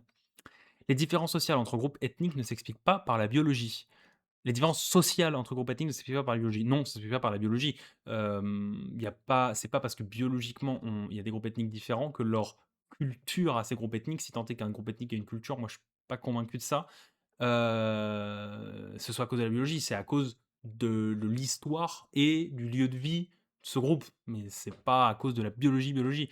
Il y a pas c'est pas à la rigueur, il y a des différences médicales. Il y a une ethnie qui va souffrir plus de telle maladie ou qui va avoir, plus, je sais pas moi, besoin de lunettes ou enfin ce genre de choses. Mais c'est pas une différence biologique qui emmènera une différence sociale, c'est non, absolument pas. Donc non, absolument pas d'accord. Il est nécessaire d'empêcher la création de monopoles privés. Oui, absolument d'accord. Le monopole, c'est de la merde. Aparté, moi je suis un grand fan de catch par exemple. Bah, la WWE, ça me saoule. Je pense que tous les fans de catch sauront pourquoi. Donc oui, absolument d'accord. Il faut empêcher les monopoles privés. Actuellement, un salarié seul est libre de ses choix lors de la signature de son contrat avec son futur employeur. Ouah non. Non, non, plutôt pas d'accord parce que oui, il est libre de signer, pas de signer, et cetera. Maintenant, c'est dur de trouver du travail déjà et en plus, hem, c'est dur de trouver un travail qui correspond à nos attentes, à notre façon de faire, et cetera. Donc non, non, c'est pas il y a pas une liberté totale aujourd'hui. Non, ça je suis pas d'accord. Il faut enseigner l'histoire d'une façon qui permet de créer un sentiment d'appartenance à la nation. Non, absolument pas d'accord. Il faut enseigner l'histoire d'une façon qui permette de retenir les très bonnes choses de la nation et les mauvaises choses de la nation. Et c'est l'ensemble des deux et la fierté des bonnes choses et la fierté du devoir de mémoire des mauvaises choses qui crée un sentiment d'appartenance. Mais il ne faut pas créer le sentiment d'appartenance par l'enseignement de l'histoire. Non, absolument pas. Moi, je suis fier d'être français, par exemple, pour donner un exemple, je suis fier d'être français parce que la France a été un grand pays des droits de l'homme, du citoyen et un grand pays social fut un moment. Je suis aussi fier d'être français parce qu'on a un devoir de mémoire important sur, par exemple, la collaboration, sur le régime pétainiste à Vichy, sur ce que ça a entraîné sur la République française. Mais je ne suis pas fier que ça fasse partie de l'histoire de mon pays, absolument pas. Je suis fier qu'on arrive à en parler et qu'on arrive à faire les choses. Et c'est pour ça que ça me peine beaucoup quand je vois qu'à Vichy, c'est quand même quelque chose qui est un peu trop invisibilisé. Mais là, je parle à l'échelle nationale. Voilà. Et voilà, tous les exemples vont dans ce sens-là. Donc il faut enseigner l'histoire qui permet de créer un sentiment d'appartenance, absolument pas d'accord. L'école doit principalement enseigner nos valeurs, nos traditions et les connaissances fondamentales. Non, l'école n'est pas là pour enseigner des valeurs ou des traditions. L'école est là pour enseigner des faits. Alors, je reviens d'une cérémonie pour la journée nationale du souvenir de la déportation, donc je ne sais plus où est-ce que j'en étais dans mon discours, mais en relisant la question, je pense que j'ai déjà dit, enfin je sais que j'ai déjà dit tout ce que j'avais à dire, donc je vais passer à l'étape du vote pour cette question. Et donc du coup, pour en revenir, non, je suis absolument pas d'accord sur ce que doit enseigner l'école. Voilà. À terme, les frontières doivent être supprimées. Là-dessus, j'ai un avis neutre. Je considère pas que nécessairement les frontières devraient être supprimées et que l'humanité fasse qu'un seul peuple. Les frontières sont parfois il y a aucun problème et souvent il y a énormément de problèmes avec les frontières aussi sur la délimitation. Mais je considère pas qu'avoir des États, ou ne pas avoir d'État, c'est quelque chose qui réglera fondamentalement la question, générale du bien-être humain. Pour moi, c'est pas disons que ce qui compte, ça va être à nouveau cette histoire de politique locale, mais de manière plus générale, le comment l'État, de manière générale, est géré, que ce soit un État unique ou des États divisés. Bien sûr, les États divisés entraînent, plus de conflits, parce qu'il y a une diplomatie forcément s'il y a des États divisés, mais ça n'empêcherait pas des conflits, en fait, de manière générale. Parce que s'il y avait plus de frontières et qu'il n'y avait qu'un seul État, c'est-à-dire des habitants de la terre, par exemple, ben, il y aurait les habitants de la terre, on va dire, je sais pas moi, des ex-États-Unis, et cetera. Et en fait, il y a des codes qui resteraient ancrés pendant très, très longtemps. Ces codes n'empêcheraient pas, des guerres internes finalement qui ren en fait, finalement, peut-être ramèneraient des frontières par derrière. Je sais que tout ça, c'est important comme, vision, la suppression des frontières dans certaines idéologies. Je pense à, par exemple, lutte ouvrière, ou, ou le NPA, ce genre de choses. À titre personnel, je suis assez neutre sur ce sujet. Pour moi, c'est pas là où va se porter ma réflexion principalement. La grève générale est une bonne façon d'obtenir de nouveaux droits. Ouais, je suis plutôt d'accord parce qu'une grève générale, ça a toujours un fort impact. Maintenant, il faut vraiment que s'il y a une grève générale, elle soit concrète, partagée et massive. Et surtout, il faut qu'elle soit accompagnée d'une pression, sur la forme, par les syndicats, pour qu'en fait, les gens se plaignent de quelque chose et qu'exactement au même moment où ils se plaignent de quelque chose de manière massive, il y ait, les syndicats qui proposent quelque chose pour remplacer cette chose-là. C'est-à-dire que ça a une action de concert, en fait. Si ça n'existe pas, je ne pense pas, donc je suis plutôt d'accord, mais on l'a vu, il y a beau avoir des grèves générales, ça change pas toujours tout enfin ça change pas toujours tout, ça change même pas toujours, en fait, le sujet en question il faudrait vraiment quelque chose de massif, massif, parce que là, même en étant 10 millions dans les rues, ça n'a rien changé, donc il faudrait être, peut-être 20, 30, 40 millions, je ne sais pas. Il faudrait vraiment quelque chose de massif, je pense. Disons que ça va dépendre aussi des États. Il y en a qui seront plus à l'écoute, il y en a qui le seront moins. Il y en a qui auront plus peur, il y en a qui s'en foutront et qui répondront par la répression. C'est compliqué. Donc je vais dire plutôt d'accord, mais c'est compliqué. Ma religion doit se diffuser le plus largement possible. Absolument pas d'accord. Moi, sur l'aspect religieux, je suis à titre personnel anti-religion, mais c'est pas quelque chose que j'applique en politique parce que être anti-religion pour moi, à titre personnel, c'est être contre on va dire un idéal sociétaire qui est influencé par des visions, on va dire, restreintes et qui sont en plus, qui se forment en fait par un endoctrinement et par, une responsabilité supérieure. C'est-à-dire qu'aucun humain ne peut porter la responsabilité de cette idéologie-là. Sauf que c'est bien des humains qui ont écrit ces textes-là, quoi qu'il en soit. Ça donne un peu un aspect décharge de l'idéologie. Maintenant, le problème, c'est que enfin, c'est pas un problème d'ailleurs, mais c'est un truc qui est important à préciser, c'est que quand on est, anti-religion à titre personnel, on ne peut pas et on ne doit pas l'être à titre politique, parce qu'il y a aucun moyen de s'attaquer aux religions de manière systémique, en politique. Pourquoi? Parce que la religion existe par ses croyants, la religion est faite de ses croyants et on ne peut pas s'en prendre à des individus qui ne font qu'exercer une foi, qui croient en quelque chose sincèrement. C'est non seulement un jugement de valeur, mais c'est s'en prendre à des personnes qui sont des concitoyens comme les autres et qui ne doivent pas être jugés pour leurs croyances. Ce qui fait que c'est on va dire une dichotomie entre les deux façons. Voilà. Pour moi, être anti-religion en politique, excusez-moi, mais c'est faire un génocide en fait. Et c'est déjà des choses qui sont arrivées dans l'histoire. C'est absolument impossible d'être anti-religion en politique. Mais à titre personnel, quand on est anti-religion, on a le droit, hein. Il y a des gens qui sont athées, il y a des gens qui sont, j'ai oublié comment on appelle ça, mais quand ils croient à quelque chose sans savoir quoi, il y a des gens qui sont religieux, puis il y a des gens qui sont contre les religions. Contre les religions ne veut pas dire être contre les croyants. Mais en politique, on ne peut pas être juste contre la religion. On est forcément contre les croyants. Dans ce contexte, ma religion doit se diffuser le plus largement possible. Supposément que j'ai une religion honnêtement, je suppose que du coup, j'aurais mis absolument d'accord, ou plutôt d'accord, ou neutre. Enfin, d'ailleurs, j'en sais rien, ça doit vraiment dépendre des courants et ça doit dépendre des individus aussi. Mais à titre personnel, je suis absolument pas d'accord pour que d'autres personnes fassent un sorte de prosélytisme de la religion, en fait, en large diffusion. C'est pour ça que j'ai toujours eu du mal avec quand on m'interpelle dans la rue pour me parler d'une religion, ou quand il y a des appels insistants à aller à l'église, à la synagogue, à la mosquée, ce genre de choses. Moi, c'est toujours quelque chose qui m'a insupporté. Je considère qu'en fait, soit on est une société qui vit assez en paix pour qu'il y ait une libre expression du culte dans la voie publique, et à ce moment-là, oui, chacun peut faire ce qu'il veut, sauf que ça n'est pas possible, et on le sait bien. Donc à ce moment-là, bah, pour moi, on est une société qui vit dans une laïcité presque on va dire, stérile, d'absolument aucune religion en public. Pour moi, c'est comme ça que ça fonctionne, donc je serais plutôt dans cette deuxième idée, parce que la première solution, elle ne fonctionne pas d'évidence. et à ce moment-là, bah, je partirais plutôt donc sur absolument pas d'accord. Les brevets ne devraient pas exister. Absolument d'accord. Moi, je ne suis que ce s enfin, peu importe le brevet, je ne suis pas pour une préservation, de l'idée.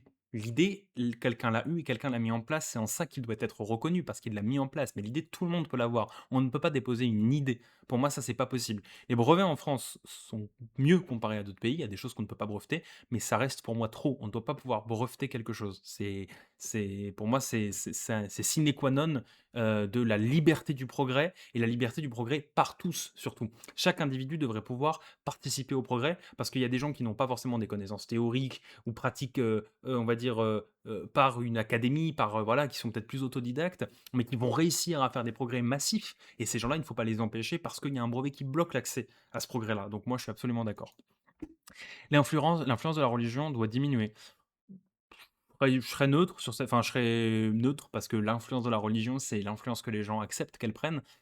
C'est l'influence, enfin, c'est tout ça, c'est une question de sensibilité personnelle. Donc, pour moi, il n'y a pas une influence de la religion. Si on parle d'influence auprès de l'État, en France, je trouve qu'on n'est pas non plus trop à plaindre, voire même peu. Donc, pour le coup, je serais neutre, voire plutôt pas d'accord, en fait. C'est l'influence de la religion, c'est le sens qu'on donne à la religion dans nos vies. Quel sens on lui donne. Donc, la religion fait ce qu'elle peut pour se propager, mais c'est les gens qui mettent des barrières. Maintenant, oui, ça ne doit pas interférer en politique, mais j'ai pas l'impression qu'en France ce soit le cas. Donc, enfin, alors attention, si c'est le cas, si c'est le cas, c'est même des sujets, les crèches dans les mairies, etc. C'est pas vraiment ça que je veux dire. Ce que je veux dire, c'est que je ne pense pas qu'il y ait des décisions qui soient unilatéralement prises dans l'idée de faire prospérer une religion en particulier de manière systémique. Individuellement, bien sûr qu'il y en a, il y a des propos, il y a des façons de voir les choses dans des camps d'extrême un peu intégristes qui existent en politique. Oui, bien sûr, mais c'est marginal. Donc pour moi, ça ne constitue pas ce qui me donnerait cette réponse. Je me sens autant concerné par les habitants des autres pays que par ceux de mon pays. Non, pas vraiment. Je pense que c'est aussi peut-être un problème, on en parlait des frontières tout à l'heure, de l'État, mais aussi de la façon dont on crée le lien État, citoyen, et cetera. Mais non, à vrai dire, déjà, je ne pense pas à tous les concitoyens de mon pays. J'ai pas cette prétention-là, ou alors je sais pas comment on dit, mais cette bonté-là, on va dire. Hem, je penserais plutôt aux concitoyens de ma ville, de mon quartier, de ma ville, de ma communauté de communes, on va dire. Ça, c'est quelque chose qui me touche à nouveau. Au-delà de ce cercle, c'est compliqué de se projeter, c'est compliqué de comprendre, bah, qui sont mes concitoyens, qui sont les habitants et dans d'autres pays, non. Par contre, je ressens une empathie humaine quand je vois des peuples qui souffrent dans d'autres pays, bien sûr, et quand je vois la politique des autres pays et des termes qui ressortent et des discours et certaines manifestations qu'on peut voir dans d'autres pays, évidemment qu'on s'identifie. Bien sûr, mais c'est pas pour autant que je pense à ces autres pays. De autant concerné, je dirais que non. En revanche, je suis concerné, voilà, comme j'ai dit, par l'humain quand il peine. Ça, bien sûr, ça, mais tous les humains, peu importe d'où ils viennent sur Terre, finalement. Donc, je dirais que je suis plutôt pas d'accord. Il y a quand même des exceptions, mais je suis plutôt pas d'accord. Le salariat par une entreprise privée est une forme de vol contre les travailleurs. Alors là, vous voyez, on entre dans la pensée politique qui a besoin d'être argumentée par un texte. Je sais que j'avais une discussion intéressante là-dessus avec Archie. Je sais plus exactement ce que... Je sais, c'est nul, hein, mais je sais plus exactement ce qu'on en avait dit, ce qui est ressorti. C'était très intéressant sur le moment et je suis sûr que dans mon inconscient, ça joue beaucoup. Maintenant, je suis pas contre le privé ou le salariat, mais il faut complètement inverser le rapport de force pour que ce ne soit plus la production qui donne une rémunération qui permet de vivre, mais que ce soit l'envie de produire qui donne une rémunération et la vie à côté donne envie de produire. Vous voyez ce que je veux dire? Et éventuellement, les entreprises privées permettent un cadre pour faire fonctionner ce système. Donc pour moi, c'est pas une forme de vol, même si le capital, par contre, ça c'est un vol, ça oui, je l'assume complètement. Pour moi, le capital est un vol. L'entreprise privée, pas forcément, mais ça n'est pas le cas actuellement. Actuellement, c'est pas le cas. Donc je veux dire que je suis quand même plutôt d'accord avec ça, mais ce serait bien que ça ne soit plus le cas. Donc pas absolument d'accord parce qu'il y a quand même des cas où, rares cas, mais il y a des cas où le modèle que je dis existe, c'est très rare. Donc pas absolument d'accord parce qu'il y a des exceptions, mais je vais mettre quand même plutôt d'accord, mais plus vers le absolument que le plutôt. Les peines lourdes sont efficaces car elles sont dissuasives. Oh non, jamais. C'est jamais parce qu'il y a une peine lourde que c'est dissuasif. Enfin, je veux dire, Hem, il y a une différence entre penser à un acte et passer à l'acte. Quand quelqu'un je vais prendre le meurtre, par exemple, parce que c'est la peine la plus lourde, je pense. Le meurtre, si quelqu'un pense à un meurtre et il se dit: «Ah, j'ai la flemme d'aller en prison», et cetera, c'est bien, mais c'est pas quelqu'un qui passe à l'acte, c'est pas ça qui le dissuade. Maintenant, si cette même personne, il y a un déclic, il y a quelque chose qui vrille, cette personne pète un plomb et tue quelqu'un, qu'il y ait une peine de prison de 20 ans, de 40 ans derrière ou pas, elle a tué cette personne et sur le moment, elle a pas une seule seconde pensé à ça. Peut-être les secondes qui suivent, peut-être les secondes avant, mais sur le moment, non. Donc pour moi, c'est pas la dissuasion, elle ne passe pas par là, elle passe par prendre soin de la santé mentale des gens. C'est ça qui compte en fait. Les peines lourdes, elles sont pas, ça changera rien parce qu'en plus, je pense qu'il y a une part de vice dans absolument tous les méfaits qu'on peut faire, y compris des méfaits de détournement d'argent, ce genre de choses qui on dirait que c'est plutôt, voilà, il y a une part de vice là-dedans, il y a une part de vouloir utiliser un pouvoir et cetera. Tout ça, ça reste de la santé mentale, ça reste du psyché et c'est pas une peine qui dissuadera. D'ailleurs, si une peine dissuadait, il y aurait pas autant de gens qui seraient, condamnés. Voilà. Je dirais que peut-être c'est même les peines plus courtes qui sont dissuasives parce que, par exemple, je sais pas, on a envie de j'en sais rien, de juste de mettre une baffe à quelqu'un et en fait, on se dit: «Ah ouais, mais non, si je mets une baffe à quelqu'un, voilà et cetera, je vais avoir 1 an de prison, c'est con et cetera». Peut-être celle-là, oui, ou peut-être des trucs du style: «Non, je vais pas garer ma voiture là parce que sinon, en fait, ça va être la 6e fois et puis je vais prendre, 3 mois». Ouais, mais c'est pareil, c'est la personne qui veut vraiment aller au bout ira jusqu'au bout, mais les peines lourdes, en tout cas, non. Moi, je suis pas d'accord, je suis absolument pas d'accord. L'abstinence devrait être préférée à la contraception pour préserver la vraie nature de l'acte sexuel. Absolument pas d'accord. L'acte sexuel, la vraie nature de l'acte sexuel, si ce qui est sous-entendu, c'est la procréation, non. Non, c'est justement l'ingéniosité de l'homme de prendre plaisir de l'acte sexuel sans avoir à forcément procréer. La contraception a été fait pour ça. Donc non, absolument pas d'accord. L'abstinence, c'est un choix personnel ou religieux.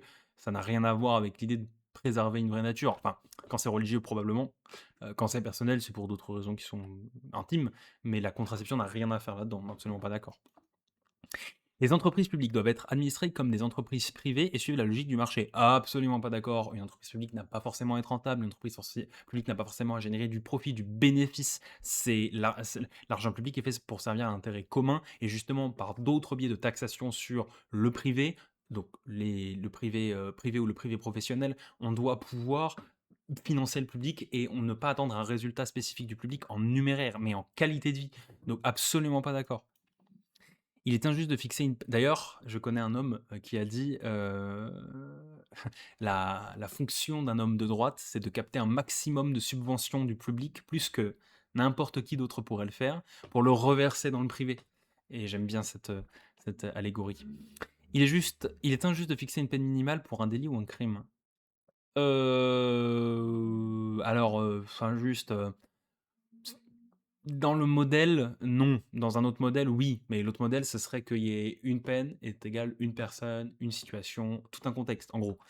Hem, dans le modèle actuel, non, ça permet au moins d'être enfin, je sais pas. Je suis neutre là-dessus. Ce serait mieux que ce soit autrement, mais le modèle enfin, je sais pas si dans le modèle actuel, c'est une bonne ou une mauvaise chose. C'est compliqué à dire. Faudrait voir si ça facilite le travail des magistrats et cetera. J'en ai aucune idée. Je vais mettre neutre. L'égoïsme est prépondérant dans l'espèce humaine, indépendamment du contexte. Oui, je suis absolument d'accord. Vraiment. Je suis absolument d'accord. On s'en rend mieux compte quand on rentre dans le monde politique. Et c'est pas si grave que ça si ça sert à une idéologie vraiment et que cette idéologie, elle est approuvée par le peuple. Attention, si elle n'est pas approuvée par le peuple, zéro. Mais ça sert très, très, très, très, très peu une idéologie. C'est très souvent, des intérêts personnels un peu débiles, telle indemnité: «Oh, je veux être bien vu par le ministre, oh, j'ai du pouvoir», on serre les mains, on sourit et cetera. C'est pas mon délire. Voilà, après, je tiens à dire que l'idéologie, même si elle est validée par le peuple, parfois c'est pas bien, parce que la méthode de validation, c'est pas une unanimité, mais une majorité. Et parfois, la majorité peut décider d'approuver un programme, pas bien, pour sa propre, qualité de vie finalement. Bah, il y a des exemples très sombres de ça dans l'histoire. Cependant, c'est le modèle démocratique tel qu'il est pensé actuellement, donc on peut pas aller à l'encontre de ce modèle dans le contexte de la question. Est-ce qu'il y a un autre modèle qui pourrait exister? Ça, c'est trop large, je vais pas y revenir là-dedans. Mais voilà, en tout cas pour l'instant, je dirais absolument d'accord. Préserver les écosystèmes non urbains est plus important que de créer des emplois. Oui, oui, oui, je vois l'idée, c'est-à-dire est-ce qu'on étend, le centre urbain et cetera, pour créer des zones d'habitation ou des emplois et cetera, quitte à, non, mais non, absolument pas, non, chaque ville, son son périmètre, son histoire et cetera. Je pense pas qu'on doit être dans une logique d'expansion et c'est l'humain qui doit s'autoréguler sur, bah, justement sa procréation pour qu'il y ait pas plus de monde que de place. Je pense pas qu'il faille créer plus de place, parce qu'au bout d'un moment, on va faire quoi quand on aura pris tout l'espace? On va faire en hauteur, en dessous. On arrive à des extrêmes pas souhaitables. Donc non, déjà c'est pas souhaitable d'autant prendre de la place sur la nature. C'est pas pour aller plus loin encore. Donc non, je dirais que je dirais que je suis absolument pas d'accord avec ça. Si, je suis absolument d'accord, pardon.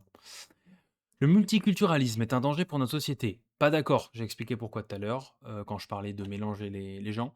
Pas d'accord. Au contraire, c'est une richesse, de découvrir des choses et de se faire découvrir des choses et de créer des nouvelles choses, par des agrégations. Il y a des traditions, il y a des chants, il y a des types de on va dire de cultures qui sont vraiment nées d'un mix. Il faut vraiment se renseigner parce qu'il y a des choses qui sont dans nos vies quotidiennes et qui naissent de ce mix-là, un peu loufoque, de différents types de cultures. Ça naît des choses qu'aujourd'hui tout le monde cautionne. Donc non, moi je suis pas d'accord, c'est pas du tout un danger. Le sacrifice de certaines libertés civiles est nécessaire pour se protéger des actes de terrorisme. Ah, je vois, tout ce qui est plan Vigipirate, et cetera. Heu, c'est compliqué parce que moi, à titre personnel, je me suis jamais senti oppressé d'avoir, entre guillemets, «mes libertés civiles», restreintes dans certains cas Covid, et cetera. Ma liberté, je la vois pas dans mes déplacements, dans mes accès ou ce genre de choses. Sinon, bah, j'aurais une pulsion en moi qui voudrait que j'aille quelque part, que j'escalade un mur, et cetera et je m'écouterais. Maintenant, est-ce que c'est vraiment efficace? Je sais pas. Moi, j'ai toujours trouvé que c'était un peu tout ce qui est Vigipirate et cetera, que c'était un peu, à la marge quoi, que le processus était pas mal, mais qu'en fait l'application était un peu, je suis pas sûr. Est-ce que du coup ça vaut le coup? Je sais pas. Je vais être neutre sur cette question, franchement, je ne sais pas. Question 70. Le réchauffement climatique doit être combattu. Bah oui, bien sûr. Bah pour préserver la planète. Enfin, surtout, pour moi, ce serait plutôt que de nous préserver nous, ce serait de préserver les autres espèces qui subissent ce réchauffement climatique alors qu'elles n'ont absolument rien fait pour le demander et que c'est uniquement de l'effet de l'homme. Donc oui, bien sûr. L'orientation sexuelle est une construction sociale. Non, je pense que c'est, non, non, je pense que c'est quelque chose c'est quelque chose qu'on ressent au fond, non et comment c'est traité? C'est une construction sociale, mais c'est pas une construction sociale d'avoir une orientation. Après, peut-être, il existe-t-il d'autres sociétés, d'autres modèles où il y a pas d'orientation sexuelle, on considère que, c'est l'individu et l'attirance sexuelle qu'on a pour l'individu qui prime sur le type de l'individu, disons. Ce serait peut-être le mieux, mais c'est pas pour autant que je dirais que c'est une construction sociale, l'orientation sexuelle. Parce qu'en plus, ça implique de dire qu'en gros, si on va être plus de cette orientation, ça peut être par du vécu, ça peut être par, un cadre ou quoi. Sauf que non, enfin, ce serait alimenter des clichés chelous, quoi. Donc absolument pas d'accord. Il faut défendre ses idéaux, même si cela revient à trahir son pays. Oui, bien sûr, pour moi, c'est le principe même d'avoir une cohérence entre son soi, qu'on pense et son soi qu'on est. Ouais. Les OGM doivent être interdits en dehors de la recherche du secteur médical. C'est quoi ce petit bouton? Je me dis depuis tout à l'heure. Ah, c'est le About, d'accord. Les OGM doivent être interdits en dehors de la recherche du secteur médical. Les OGM, les OGM, les OGM. J'ai confondu ONG OGM, c'est pour ça que j'avais besoin de faire des recherches. Les OGM, donc, en dehors de la recherche du secteur médical. Oui, du coup, oui. Pour en revenir, oui, absolument. Complètement. Vraiment, même si ça réduit la production, j'en ai déjà parlé, complètement. L'exploitation des énergies fossiles est nécessaire. Non, absolument pas d'accord. On peut faire autrement, c'est juste qu'il faut s'y mettre. Et si en attendant qu'on s'y mette, on passe par le nucléaire, ça ne me dérange pas. Pour revenir au début. Militer au sein des institutions politiques en place n'est pas pertinent pour transformer la société. Bah, si tu veux transformer la société, oui, c'est pas pertinent. Si tu veux pas transformer la société, c'est pertinent. Je dirais que je suis neutre. Moi, je souhaite pas spécifiquement transformer la société, je souhaite l'humaniser plutôt. Mais moi, la société dans son ensemble telle qu'elle est ne me déplaît pas. C'est tous ces excès qui sont dus à son manque d'humanité qui ne me plaisent pas. Je suis pas anticapitaliste, par exemple. Neutre ou hésitant, donc neutre, oui. La justice doit toujours prendre en compte le contexte et le passé du condamné et adapter les peines en fonction. Absolument d'accord, c'est ce que je disais tout à l'heure. Les prêts contractés par la sphère publique, État, région, collectivité, ne doivent pas nécessairement être remboursés. Heu, ouais, dans un extrémisme, on pourrait dire que, dès qu'il y a un besoin, c'est pris et que c'est pas remboursé. Ouais, pourquoi pas, mais je sais pas économiquement, plutôt d'accord, mais je suis pas assez calé, là-dessus pour aller plus loin, mais dans un extrémisme idéologique, ce serait bien. Dans une pratique, au vu de comment est fait la société, et le système, financier, je ne sais pas si c'est tout à fait faisable. En tout cas, si on pourrait agrémenter la question de ne doivent être remboursés que de prêts à taux zéro, oui. Là, oui, bien sûr. Il vaut mieux arrêter préventivement une per et avec, des conditions très larges et très flexibles, oui, oui, oui. Il vaut mieux arrêter préventivement une personne potentiellement dangereuse que de courir le risque qu'elle commette un crime. Ça dépend des éléments que tu as pour dire qu'elle est potentiellement dangereuse. Si, elle prépare un attentat, qu'elle a acheté des armes, oui. Après, si c'est juste qu'un jour il a dit: «Oh putain, ça me fait chier, je sais pas, je vais le foutre en l'air», bon, peut-être pas. Ça dépend. Franchement, ça dépend, je vais mettre neutre. Le chauvinisme pendant les compétitions sportives n'est pas acceptable. Heu, c'est compliqué.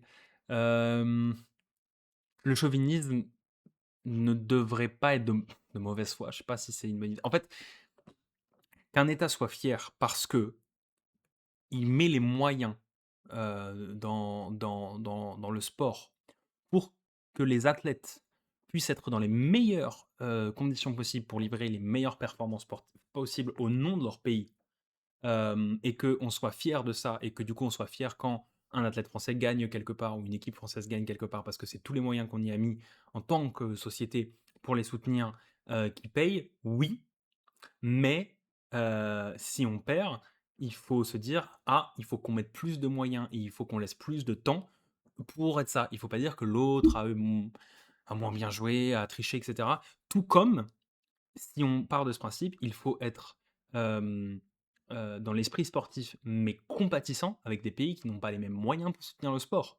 Et là-dessus, j'ai un peu de mal quand, par exemple, l'équipe de France joue contre des plus petites nations, parce qu'il y a un faux, une fausse modestie de: «Oui, même si c'est un plus petit pays, on a fait attention, enfin, on était concentrés et cetera. Tu viens de mettre 14 buts, tu rigoles en disant ça. Frère, à côté, les mecs, ils bossent tous». Enfin, il faut, voilà, il faut être compatissant quand même, je dirais, mais du coup, ça crée aussi un élitisme, donc je pense que le sport devrait être soutenu à l'échelle mondiale avec une instance mondiale du sport qui, fait en sorte que tous les pays aient les accès aux mêmes, conditions pour faire du sport et avoir des athlètes. Je trouve que ce serait le mieux. Comme ça, là, il y aurait vraiment, l'aspect, chacun sur le même pied et ensuite c'est ceux qui donnent la meilleure performance et si après on va puiser dans de la culture pour donner de la meilleure performance, c'est là que se distinguent les pays entre eux, finalement. Donc n'est pas acceptable, ça dépend de comment il est fait, donc je vais dire neutre. Je n'ai aucun problème avec le fait que les d'autres langues officielles soient ajoutées ou remplacent la langue officielle existante de mon pays. Non.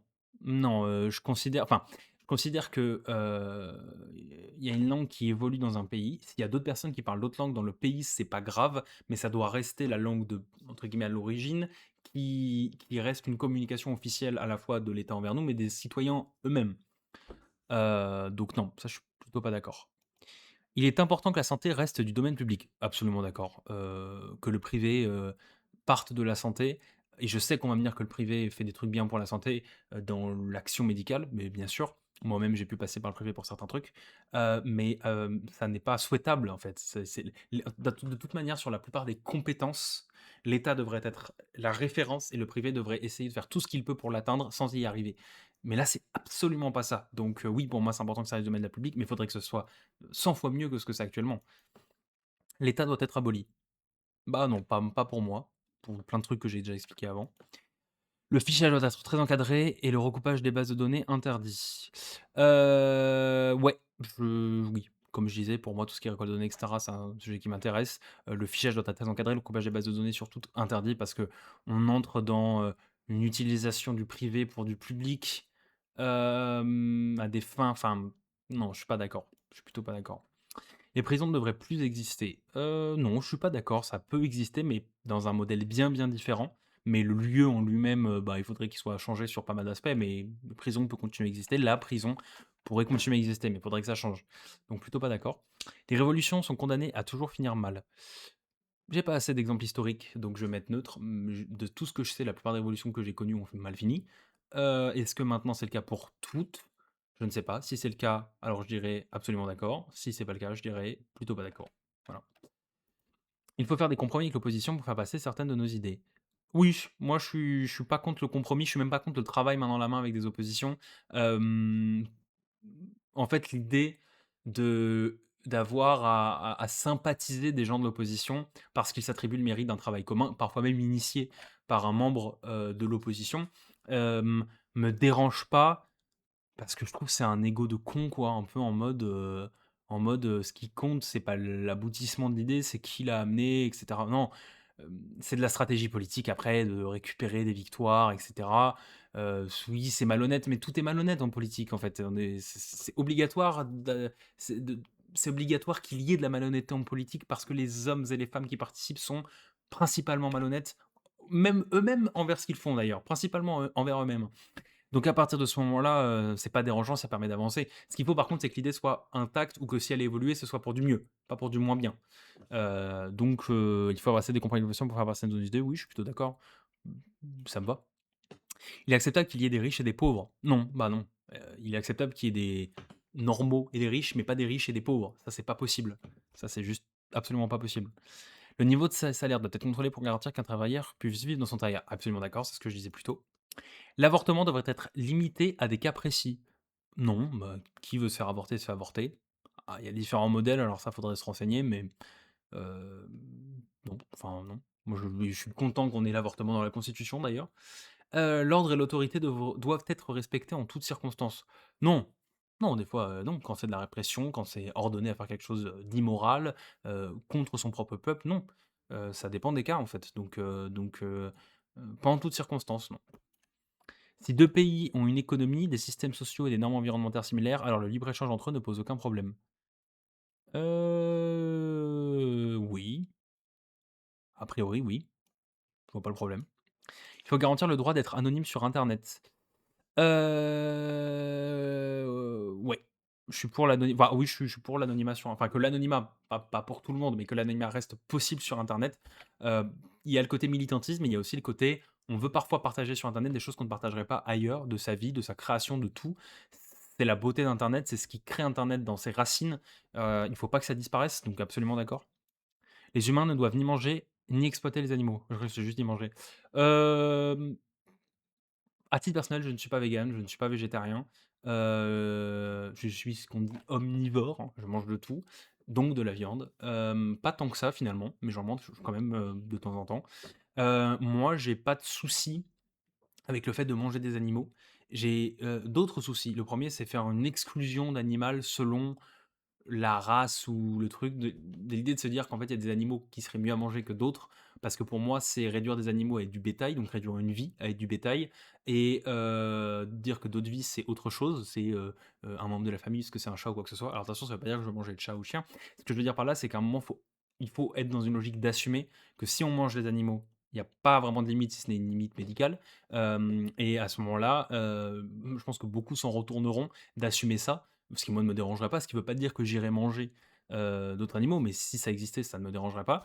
Ou alors, il faut dire pas d'animaux du tout et dans ce cas-là, on change de régime en tant qu'être humain et là, c'est une question plus générale, mais moi je suis pas contre l'idée de manger des animaux. En revanche, je suis résolument contre l'idée, d'avoir une exploitation animalière pour ça.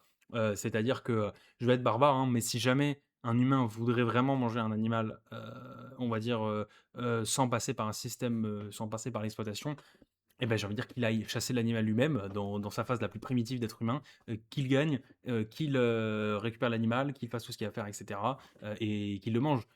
Et je crois d'ailleurs que si des gens participaient à des chasses ou participaient à ce genre de choses, beaucoup de gens changeraient d'avis parce qu'ils se rendent pas compte que ce qu'on a dans notre assiette quand on l'achète en grand marché, c'est ni plus ni moins qu'un cadavre, hein. C'est un cadavre dans notre assiette qu'on attend d'ingérer.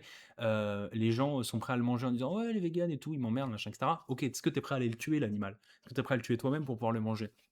Et c'est là où ils se rendent compte que probablement que non, que c'est peut-être pas tant un besoin de ça, c'est peut-être plus de la gourmandise et à ce moment-là, peut-être qu'ils vont changer d'avis. Moi, j'ai pas de souci avec l'idée de me dire que, il faudrait manger un animal. En revanche, je serais pas prêt à en tuer. Ce qui veut dire que si demain, on dit plus de production animale en exploitation, donc plus d'animaux dans les magasins, bon, bah, je m'adapterai. Je vais pas aller moi-même tuer un animal parce que je serais incapable d'ôter la vie à qui que ce soit. Voilà, c'est faut être honnête et donc oui, bien sûr, il y a une forme de lâcheté finalement à ma démarche que j'assume complètement, mais j'aimerais au moins que ce soit partagé parce que ce débat je trouve est stérile, quand on le prend que dans le cadre de la consommation et pas de l'ensemble de la chaîne qui amène un animal jusqu'à notre assiette. Voilà, donc les humains ne doivent ni manger ni exploiter les animaux, heu, je dirais neutre. Ça dépend neutre, mais en tout cas oui, il faut pas plutôt d'accord, faut pas exploiter les animaux, ouais. Les agressions sexuelles sont en partie causées par les pulsions naturelles des hommes. Bah, absolument pas d'accord. Une pulsion, te dit de faire quelque chose, la décision fait la chose et la décision, c'est là. C'est pas là ou ailleurs. Absolument pas d'accord. Une pulsion, on parle souvent des pulsions sexuelles, une pulsion, ça peut être tout, ça peut être la pulsion de crier dans la rue, la pulsion de mettre une tarte à quelqu'un. C'est une pulsion. Le fait de la contrôler, c'est une décision humaine et c'est là où on choisit si on veut faire le bien ou le mal. Donc non, c'est pas les pulsions naturelles des hommes, c'est des gens qui décident de laisser ces pulsions et qui n'ont aucun regret après. Donc non, absolument pas d'accord. Et d'ailleurs, c'est un système qui protège aussi l'accès à ces pulsions, d'ailleurs, hein, complètement. Donc non, pas d'accord avec ça. Il faut supprimer des réglementations dans le code du travail pour encourager les entreprises à embaucher. Je les connais pas toutes, peut-être oui, certaines, peut-être non d'autres, mais globalement, tout ce qui protège, les salariés, ne doit surtout pas être touché, donc plutôt pas d'accord, parce que c'est principalement ça le code du travail. Il est acceptable que certains secteurs de l'industrie soient privés. J'ai pas compris, l'industrie, enfin ah oui, OK. Non, je sais bien que le public ait une main partout, je pense. Pas forcément en concurrence ou quoi, mais que le public puisse être autonome dans n'importe quoi. Je trouve que c'est important. Donc il est acceptable? Non, plutôt pas d'accord. Le but du système judiciaire doit être de punir ceux qui ont enfreint la loi. Non, pour moi, le but du système judiciaire, ça devrait être de donner une compensation aux victimes, avant tout, et une, un renouvellement de la psyché de l'auteur, en fait. Une possibilité de renouveler sa psyché, disons. Mais absolument pas de juste punir. Punir pour punir, en fait, ça sert à rien. Les gens recommencent, il y a des récidives importantes. Non, et surtout, le plus important, c'est les victimes. Les victimes, c'est eux qui ont besoin que la justice fasse un travail pour reconnaître tout ce qui s'est passé et comment ça s'est passé. Donc, non, je suis pas d'accord avec ça. Les homosexuels n'ont pas à être traités à égalité avec les hétérosexuels en ce qui concerne le mariage, la filiation, l'adoption, la procréation. Non, absolument pas d'accord. Je suis pour d'ailleurs la GPA, j'en profite pour le dire. Nous devons accepter de changer notre monde de consommation alimentaire pour limiter l'exploitation de la nature. Oui, oui, oui, oui, bien sûr. Oui. Ça revient à ce qu'on disait avec l'exploitation animalière, mais oui. Les catégories hommes et femmes sont des constructions sociales qu'il convient de dépasser. Euh, alors oui, des constructions sociales, je serais plutôt d'accord, hein. Oui, en fait, c'est ce que je disais tout à l'heure. Oui, dans l'idée, le mieux, c'est que ça fasse aucune différence, hein. Oui, absolument d'accord. Ouais. Il n'y a pas de problème à ce que certaines écoles et universités puissent être privées. Oui, s'il y en a qui veulent être privées, qu'ils le soient. Encore une fois, il faudrait juste que le public ait toujours une alternative et de meilleure qualité. Donc oui, plutôt d'accord, s'ils veulent être privés, ils le font. La réduction des déchets doit se faire par une réduction de la production. Oui. Oui, bah oui, c'est ce que j'ai dit. Qu'on fasse attention à nos déchets et à notre consommation, bien sûr, mais c'est ce qu'on nous met entre les mains qui aide. Exemple tout con, je commande, de temps en temps sur, Amazon, insultez-moi. Non, rien à voir, rien à voir. Non, parce que mon exemple voulait pas dire ça. Bon, je commande sur Amazon aussi, mais non, c'est pas ça que je veux dire. Ce que je veux dire, c'est que je commande mes croquettes pour mon chat sur Royal Canin en livraison programmée. Pendant un bon moment, c'était dans un carton que je devais recycler et depuis un certain temps, ça fait genre 5 ou 6 mois, c'est dans une pochette jaune que j'ouvre, je sors mon sac de litière, de croquettes, je le referme, il y a un petit truc que je mets et qui fait que je peux le redonner à la poste gratuitement et il est retourné en poste pour être réutilisé pour une prochaine livraison, moi ou quelqu'un d'autre, mais probablement quelqu'un d'autre. Bah ça, si c'était tout le temps comme ça à chaque colis, bah ouais, je fais une fois par semaine ma petite sortie à la poste pour apporter mes trucs. Donc ça oui, ça absolument. Donc oui, bien sûr, la réduction des déchets va faire par une réduction de la production et une façon différente de produire aussi. Le marché du travail surexploite les travailleurs, plutôt d'accord. Bon, bah, il y a des exceptions, mais plutôt d'accord, ouais. La place des hommes et des femmes dans la société peut être en partie expliquée par la biologie? Non. Non, la biologie n'explique rien. Hem, Une femme peut faire tout ce que peut faire un homme peut faire tout ce que peut faire une femme. Il y aura des sujets où ce sera plus difficile par la biologie, mais rien n'est impossible. Non, donc absolument pas d'accord. Les étrangers enrichissent notre culture, bah, absolument d'accord. Les étrangers vivant dans mon pays doivent pouvoir agir politiquement à égalité avec les porteurs de la nationalité, absolument d'accord. Ça, c'est hyper important. Quand tu résides dans un endroit et que tu y vis, tu subis, en positif ou en négatif, toutes les politiques publiques. Si tu ne peux pas y participer, le fait d'y résider n'a plus de sens, en fait, ça n'a aucun sens, quoi. Sinon, c'est du tourisme ou des vacances. Si tu y résides, tu dois pouvoir y participer. La recherche produite par mon pays ne devrait pas être accessible aux autres. Non, au contraire, plus on partage, moins il y a de manip pour avoir des infos, moins il y a de manip, moins il y a de tension. Les différences hormonales expliquent certaines différences de traits de caractère entre les hommes et les femmes. Je suis pas médecin, mais de toute manière, même s'il y a un trait de caractère implicite qui viendrait avec des différences hormonales, le choix de le faire subir ou de l'accepter en tant que personnalité, c'est un choix, conscient. Donc je vais dire plutôt pas d'accord.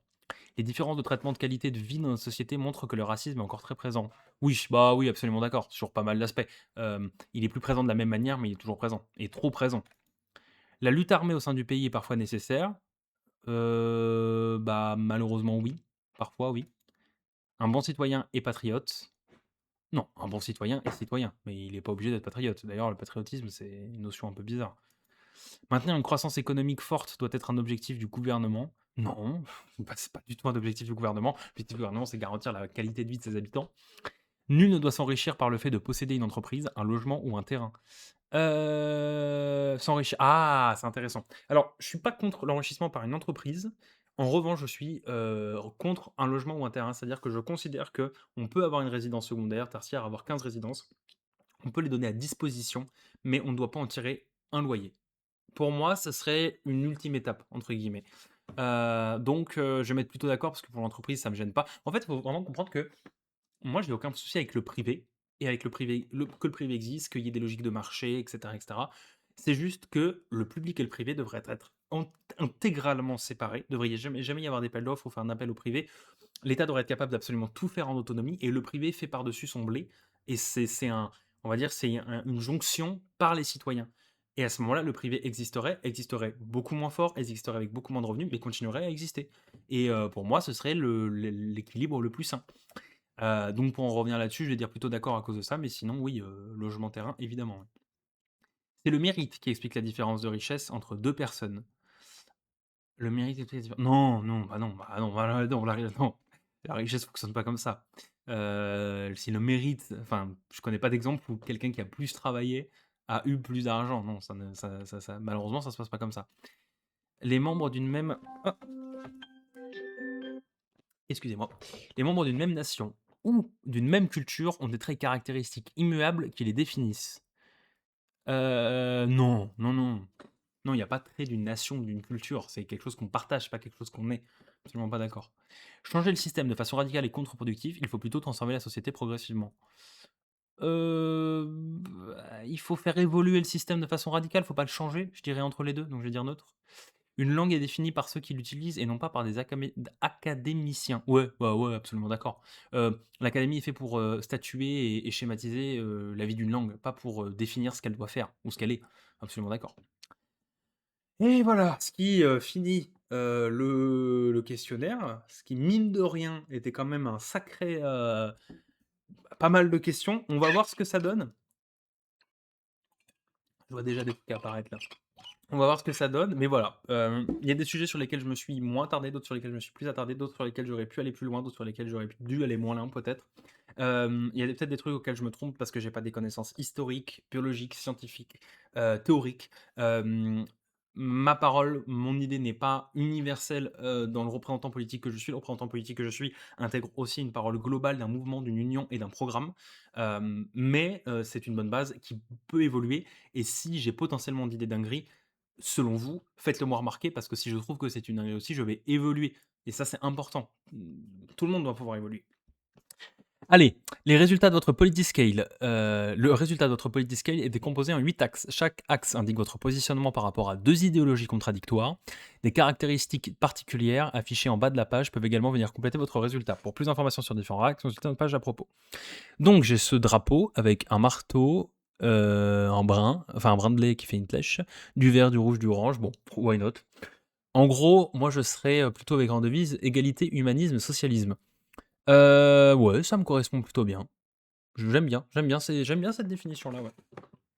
Alors, je suis à 67% constructiviste du coup, et à 29% essentialiste. Je connais pas ces termes, mais essentialisme, je vois à peu près ce que ça pourrait être, donc en opposition constructivisme avec le nom, je comprends un peu plus. 43% pour la justice réhabilitative et 14% pour la justice punitive. Bon, donc ça, oui, ça me correspond beaucoup plus. Il y a quand même une bonne part de neutre, donc je pense que c'est parce que j'aurais dû répondre à certaines questions en disant que j'étais OK pour certains trucs qui sont dans la justice punitive, à condition qu'il y ait ça dans la justice réhabilitative, ce qui crée une bonne part de neutre, mais de manière générale, je serais toujours plus dans la justice. Moi, je serais dans la justice de soins pour les victimes et de compréhension d'eux-mêmes pour les auteurs. C'est comme ça que je le ferais. À 74% pour le progressisme et à 14% contre le conservatisme, et évidemment, et j'adore cette fusée parce que oui, le progrès, c'est peut-être un des trucs qui me tient le plus à cœur. À 71% pour l'internationalisme il n'y a même pas de pourcentage pour le nationalisme. Ne croyez pas que j'aime pas la France ou que je suis pas fier d'être français ou que je voudrais être d'un autre pays. Je suis content d'être français, j'aime la France, vive la République, vive la France, la Marseillaise, liberté, égalité, fraternité, etc. Mais je pense qu'on s'en porterait bien mieux à ce que chaque pays, il y ait beaucoup moins d'importance à ce qu'est un pays finalement que les cultures du pays en fait. Pour moi, c'est ça qui compte vraiment. Je suis à 74% communiste et très peu capitaliste. Ouais, ça m'étonne pas parce que je considère que l'État doit avoir, mais c'est là où il y a une nuance qui est très importante, c'est que je considère que l'État doit avoir une mainmise sur la possibilité de faire partout, absolument partout, mais c'est pas pour autant que l'État doit remplacer ou doit être la seule solution. Parce que le problème, c'est que si l'État est partout et remplace ou est la seule solution, si l'État est autoritaire, on sait ce que ça a donné dans l'histoire. Non, il faut que l'État puisse être la meilleure et que chaque entreprise essaye de faire au mieux pour l'atteindre, mais que du coup, n'y arrivant pas forcément à une échelle nationale ou internationale, en fait, ce soit plutôt à une échelle locale ou communautaire qu'une entreprise arrive à subsider. C'est ce que je disais. Paul qui veut faire des meubles en bois et il en fait 3 par mois et il veut vivre de ça, on préférera aller chez Paul parce qu'on le connaît, qu'on l'aime bien, qu'il y mette du sien, plutôt que d'aller chercher les meubles en bois de l'industrie France-État, en gros. Mais peut-être que ceux de Paul, bah, ils coûteront plus cher parce que ben, c'est ceux voilà, de quelqu'un qui veut vivre de ça, alors que ceux de l'État coûteront moins cher parce que c'est tout un système qui permet de le financer. Et du coup, bah, selon ses moyens, on fera comme on peut.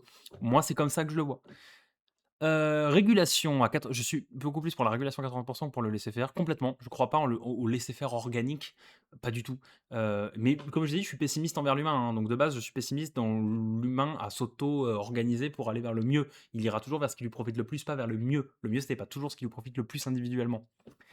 83 écologique et 12 productivisme, bon, bah, ça, j'ai pas 12 neutre. Il y a 0 de productivisme, c'est le seul où j'ai 0. Ouais, bah, je l'ai expliqué, hein, complètement. Et ça vient avec mon modèle aussi communiste capitaliste, les deux sont très liés. À 31% pour la révolution, 24% pour le réformisme et 45% entre les deux. Oui, concrètement, c'est ça. Je suis pour une radicalité dans l'action et une efficacité dans l'action, mais je ne suis pas pour changer de modèle ou de société. Enfin, pour changer de société, je suis pour changer de logiciel, disons, de changer de façon de faire. Voilà. Mes petits résultats qui sont redétaillés.